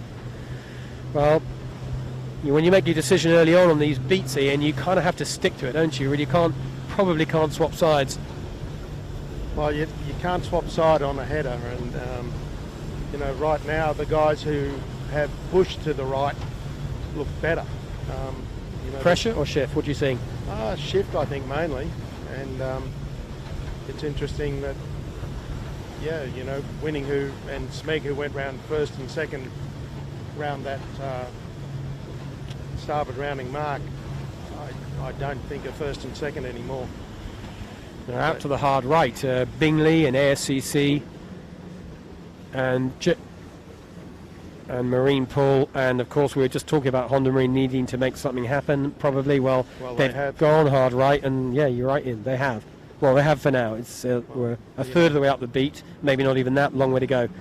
Smeg have tacked back, as you've seen on screen, middle of your picture. So they've decided to go for a bit more left here. They didn't probably like the look of their chances on the right-hand group. Well, they were looking, they were pointing at the guys in front of them, and so, they really had no option. So the Germans are back in front, followed by Bingley and Honda Marine. That's the order right now. And you wouldn't have predicted that, that's for sure. Well, it just goes to show you how quickly it can change, They've only sailed 500 metres from the bottom mark, and there's 100 metres gap between them. And ASCO, who are looking pretty dead and buried, of course, are going right as well. And at this point in time, they look anything but dead and buried. They're right back into this group. They were one of the very back markers at that top mark, went an alternative way downwind, and that forced their rounding downwind, and that's pushed them off to the right-hand side. And guess what? It's playing out pretty well. So ahead of us, you can see Rag & Famish on the left of his shot. The boat in front of us is Maersk. Just to the right, off picture, is Asko, but she's right in amongst this group. But ahead, the best of the right-handers. Well, that's Marinepool from Germany, Bingley, ASCC, and Honda Marine. And at this point in time, the right looks better than the left, and in the hard left, the very hard left, is Smeg, and in the fairly hard left is Winning Group. Yeah, no, the boats in the left look, you know, they look like they're a fair way behind right now. But the breeze has just come a little bit more solid. But you know, this is looking very ominous as a Honda victory to me. Yep, Honda did not have a great run. They went around that bottom mark just in single figures, but only just. But here we are, more than halfway up this last beat, second beat. Bit more pressure. It's in a nice shift out here on the right-hand side, but basically much more pressure. And the boats on the right, there's your leading group in front of you. On the left-hand side is Honda, a little bit back from the front three, but she's to windward. Then it's Marinepool as you look left to right, ASCC, and the right-hand one tacking now on screen is Bingley. And Scott Babbage, the middle of sailing the middle position on Bingley. He's a pretty tidy guy to have on board when you're trying to pick your way out through the gap into Rose Bay. Does all this sailing out of Wallara Sailing Club. One of the world's top moth sailors, and very involved in Sail GP as well, Ian, isn't he? He's been helping set up those foiling 50-footers that have been setting new speed records. Yeah, Scott's a really smart guy, and obviously won the JJs a number of times. Knows Sydney Harbour, Rose Bay exceptionally well, and you know, they're showing that right now. But this group here in front of us on the right, I think they're a fair way ahead of Smeg and Winnings and those guys who went to that left side. Yeah, I think you're absolutely right. At the moment, they look like got a significant lead. Decent, and the shift's not brilliant from the right, but they've got the pressure. That's ASCC and Marinepool still holding it together. Marinepool from Germany, not just getting to the first mark first and then sort of falling off the planet, which you could have predicted if you'd just look at the result sheet from the rest of this series, but they backed themselves to go the right way. This time they took the right, the first beat they took the left. Well, they've been correct on both occasions, and they're not getting run down by the other boats that you might expect with a shortage of boat speed. They're probably not quite as quick as these leaning boats, but they're positioning themselves very smartly indeed, and they've got enough speed to live with this group. So Honda's, you know, just done a really good job of getting in on that point, and I'd say got herself into the lead. And I think it's just one run, and breeze just left. It's going to be a pretty simple run home from here. She probably won't give it up as she gets the lead, will she? And I think they'll go into full defensive mode, and they've got plenty of boat speed to lean on to make that happen. But we're just looking here at Marinepool on the left, ASCC on the right, and look who's crossing them. Honda Marine, who was probably just behind these two just 3 or 4 minutes ago, has already leapfrogged them right into Point Piper, as Ian said. A bit more pressure off the bricks there. Come back on a better shift, but more breeze. Honda Marine currently leading out of the right-hand side. On starboard, crossing Marinepool, crossing ASCC. Bingley's still in this. They're going into Point Piper as well. And the rest of this group here, well, it's Rag & Famish, it's Maersk, and Asko. Asko are still in this. Asko, important boat for the overalls. She's in this right-hand group. We'll have to wait till we see the boats out of the left. But at the moment, not looking that good. That's Smeg and Winning Group.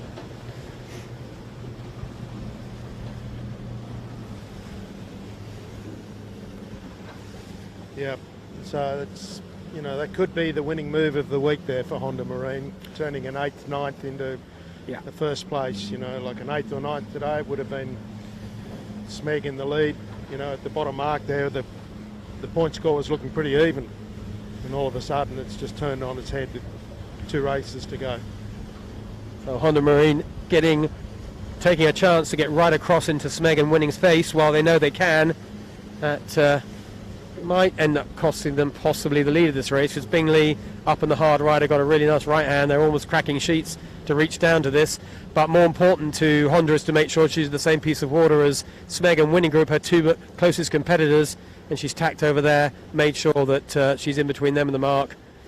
and this might work out just fine for this race, but most importantly, it's the good move for the series. So we're approaching this top mark, not too far to go, probably about another 2 minutes sailing or so. You've got Honda Marine on the drone shot in front of you, ASCC to leeward. You haven't seen them quite yet, but you will see fairly soon over the left-hand side. You're going to see Bingley and Marine Pool on starboard. It's going to be pretty close here. Bingley are going to probably get to ASCC, won't get to Honda Marine. It's going to be a reasonably close 4 boats at the top mark, pretty much the same time. ASCC tack away on the shift. I think Honda Marine will probably go just a little bit further to be certain that they can lay in one. So not much between these top 4. In the background, you might just see, you'll see in a little second, you'll see where Smeg and Winning Group are. They're not out of this yet. They're probably a minute behind, maybe less, maybe 45 seconds.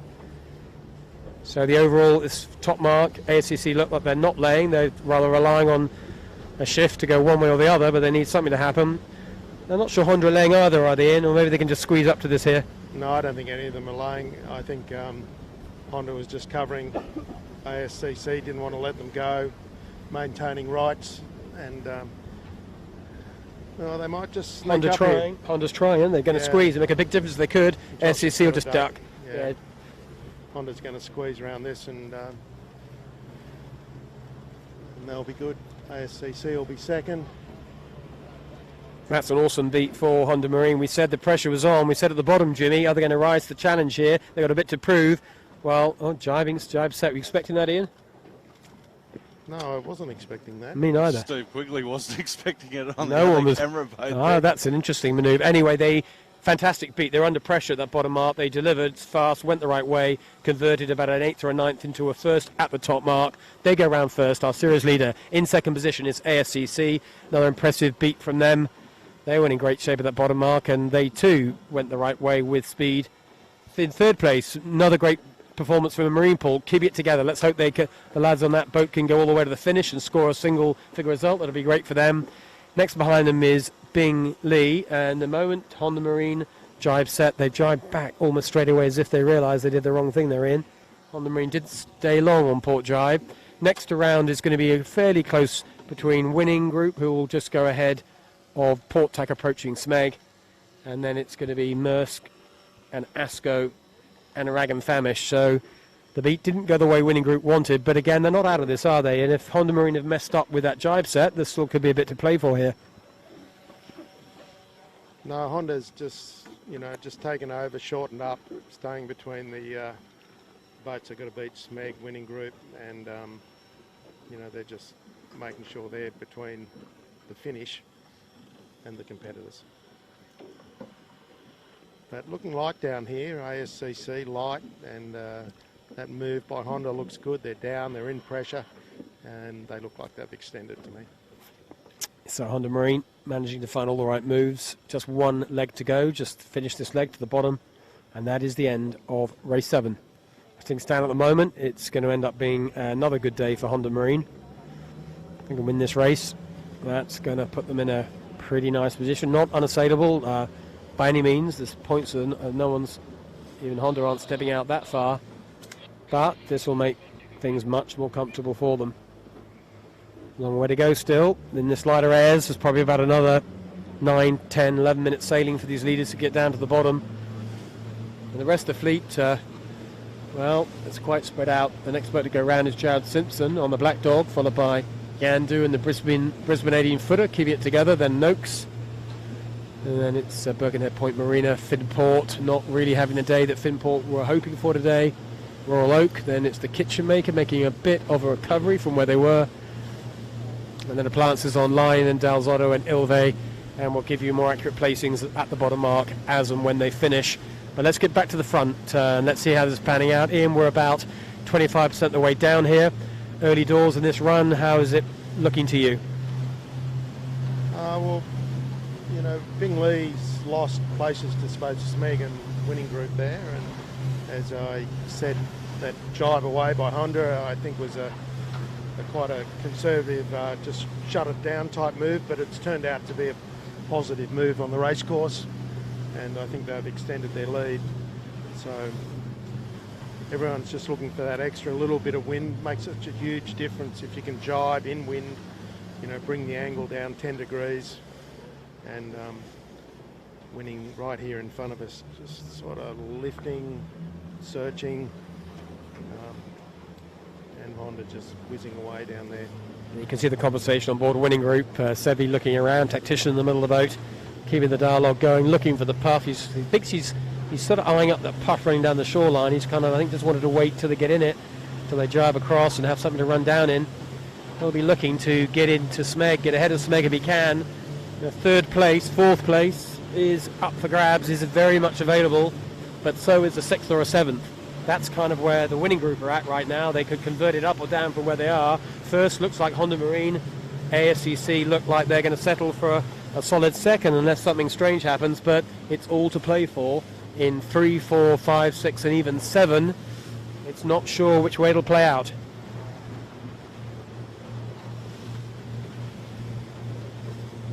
No, it's you know, the boats are well spread out there, and whoever's going to get that next gust, you know, could go third or could come sixth. So I think first and second are pretty locked away here.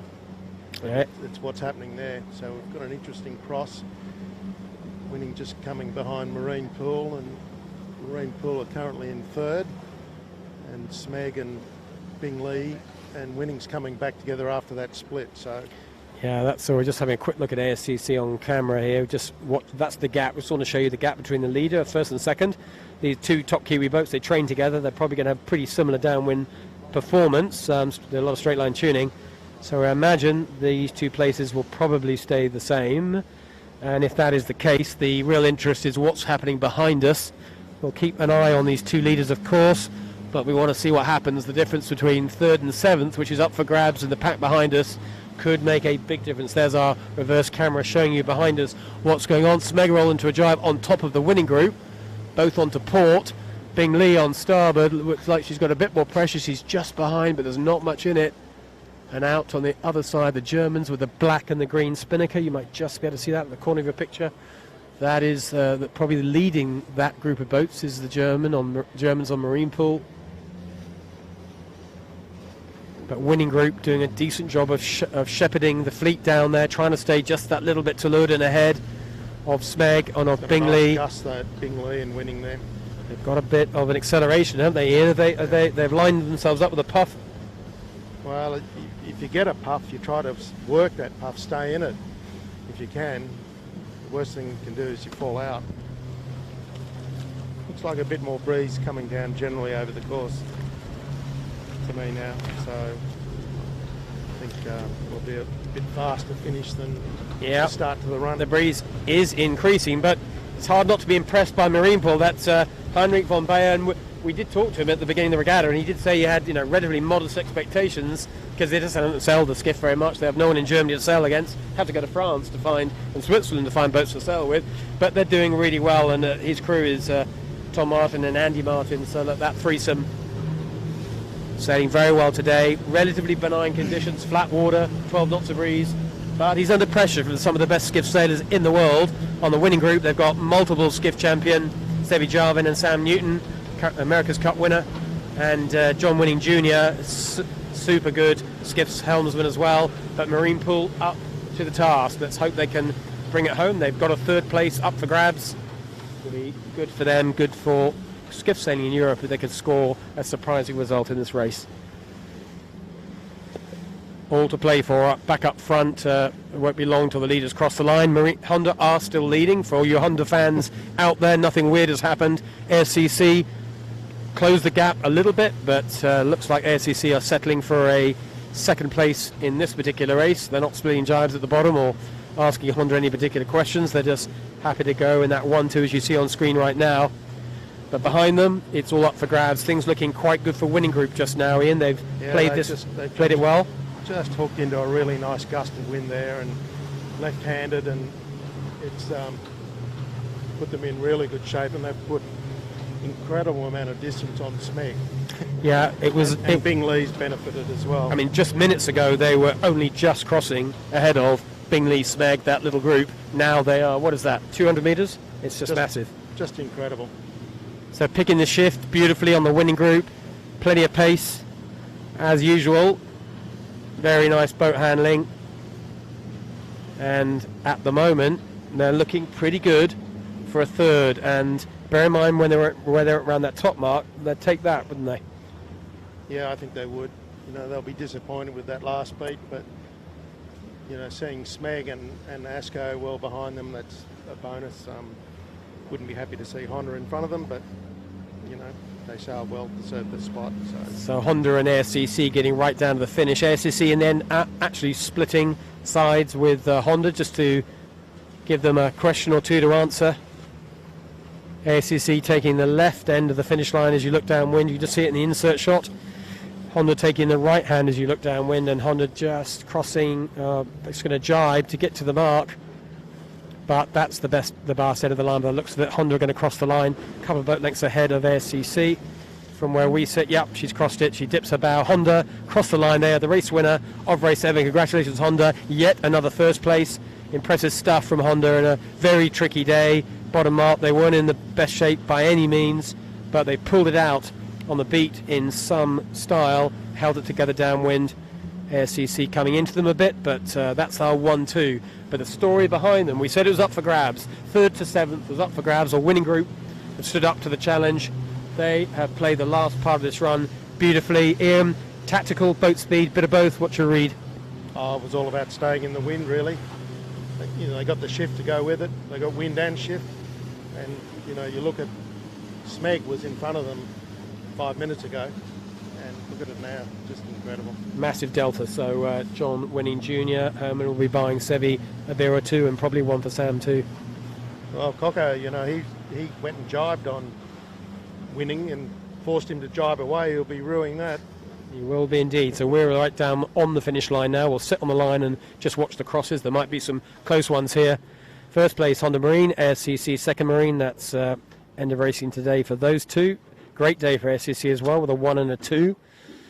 Honda Marine will be pretty happy as well. So ASCC are probably going to be our top boat of the day. That means we'll be doing a race winner interview with them back in the boat park. You'll be able to see that tomorrow on a highlights video, and we'll, of course, you'll see that not on tomorrow, sorry, on Saturday, because tomorrow's a day off, and you'll see that at the start of the race, start of the transmission. Third across the line, winning group, fast, improving, great finish to their race. Bit up and down today, but they've ended up at the end of both races. Decent day for them. They'll be pretty happy with that. And behind them is Bingley. Good recovery at the bottom end of this run as well. Decent result, 4th place for Mika Lane and his team. He'll be happy with that. Nice single figure result. And in 5th place, congratulations, Marine Pool. What a great result for these guys. They went around the first mark first, picked the left of the beat. On the second beat, they went to the right. Well, that was a good decision as well. And they've kept the pace together. Marine Pool sailed by Heinrich von Bayern, crewed by Tom and Andy Martin.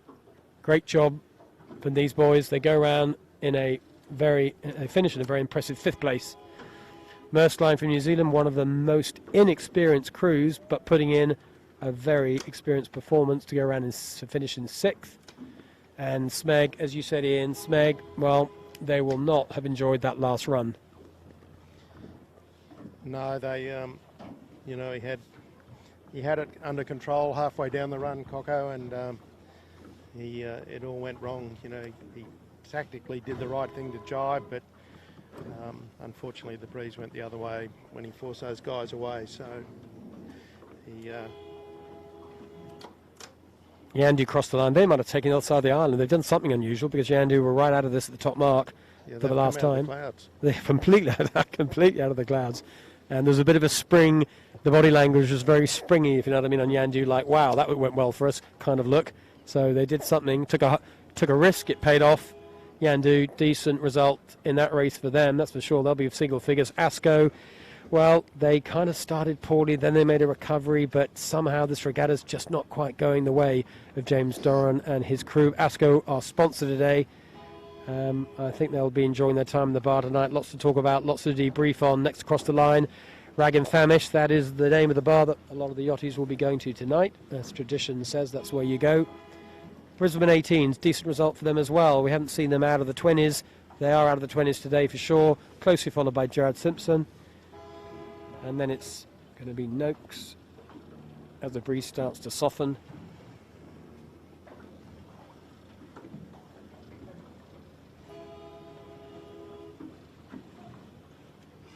And down come Vintech and Birkenhead Point Marina. I was expecting more of Birkenhead Point Marina today, Jimmy, just because we've seen plenty of speed from them all regatta, haven't we? I thought today would have been their kind of day. Yeah, they I don't know, like Tommy Anderson's going all right with that boat. It's just, you know, it probably rolled it the wrong way each time up beside the islands. Like, you know, the boat looks good, but yeah, if you got that decision wrong, your day would look ugly, wouldn't it? Yeah, yeah, like what did they have? They had 4 chances at picking which side of the island to go today, and those poor blokes have probably picked the wrong side every 4 times. So, yeah, it happens, and yeah, it's all part of the sailing. And when you've got such a big shift difference down each side of the island, it becomes you know, very hard for them. And you know, once you get it wrong once, it just keeps compounding. So super close finish there between Royal Oak and just inside them was Vintech. So look, thank you everyone for staying with us today. We're going to wrap up our transmission here as the back markers cross the line at Kitchen Maker, Caesarstone, Armory and Pittwater. We've got appliances online. Finport also nowhere near a finish. Disappointing day for Keegan and his guys. Well, there will be stories to be told in the bar today, and the good news for the sailors is that it's a day off tomorrow. So no racing on Friday, so don't tune in tomorrow. Well, go and look at one of the recorded races if you want to. All our races you can pick up on YouTube, full-length versions if you want to look at those, look at any manoeuvres, see what was going on. There's always available on the YouTube channel, or go to the 18th Skiff site. You'll see them there. But we're back to bring you racing on Saturday and Sunday, 1 race each day, full-length races. There's 2 more days left of the 2019 JJ Giltinan Championship. And right now, Honda Marine looking extremely good. But this race regatta is not over yet. There's 2 races to go. A lot can happen. Smeg are still in there. They'll probably be discarding today's result, quite possibly. Winning are still in this, that's for sure as well. AFCC, after today's 1 and 2, will be having a little look at the top of the leaderboard as well. Come back and join us on Saturday. We'll be from the boat park at 2:15. We'll be live from the Camera Cat at 2:30. I hope you've enjoyed today. Thank you to ASCO, our daily sponsor. Thank you to Jimmy for keeping us out of trouble and driving the boat with your usual skill and aplomb. And Ian Murray, great to have you with us today. We love having these different guests every day, and as expected, you've brought something new. Have you enjoyed yourself, Ian? Yeah, all good. I like this boat. You get in, see what's going on. You do see, and you're allowed to legally, as a kind of coach manager of Winning Group. Ian gets to see it up close and personal, and nobody puts a protest form in front of him. You must be relieved. Ian, thanks so much for joining us. Awesome to have you with us. See you guys on Saturday. Till then, goodbye, good day from Sydney Harbour.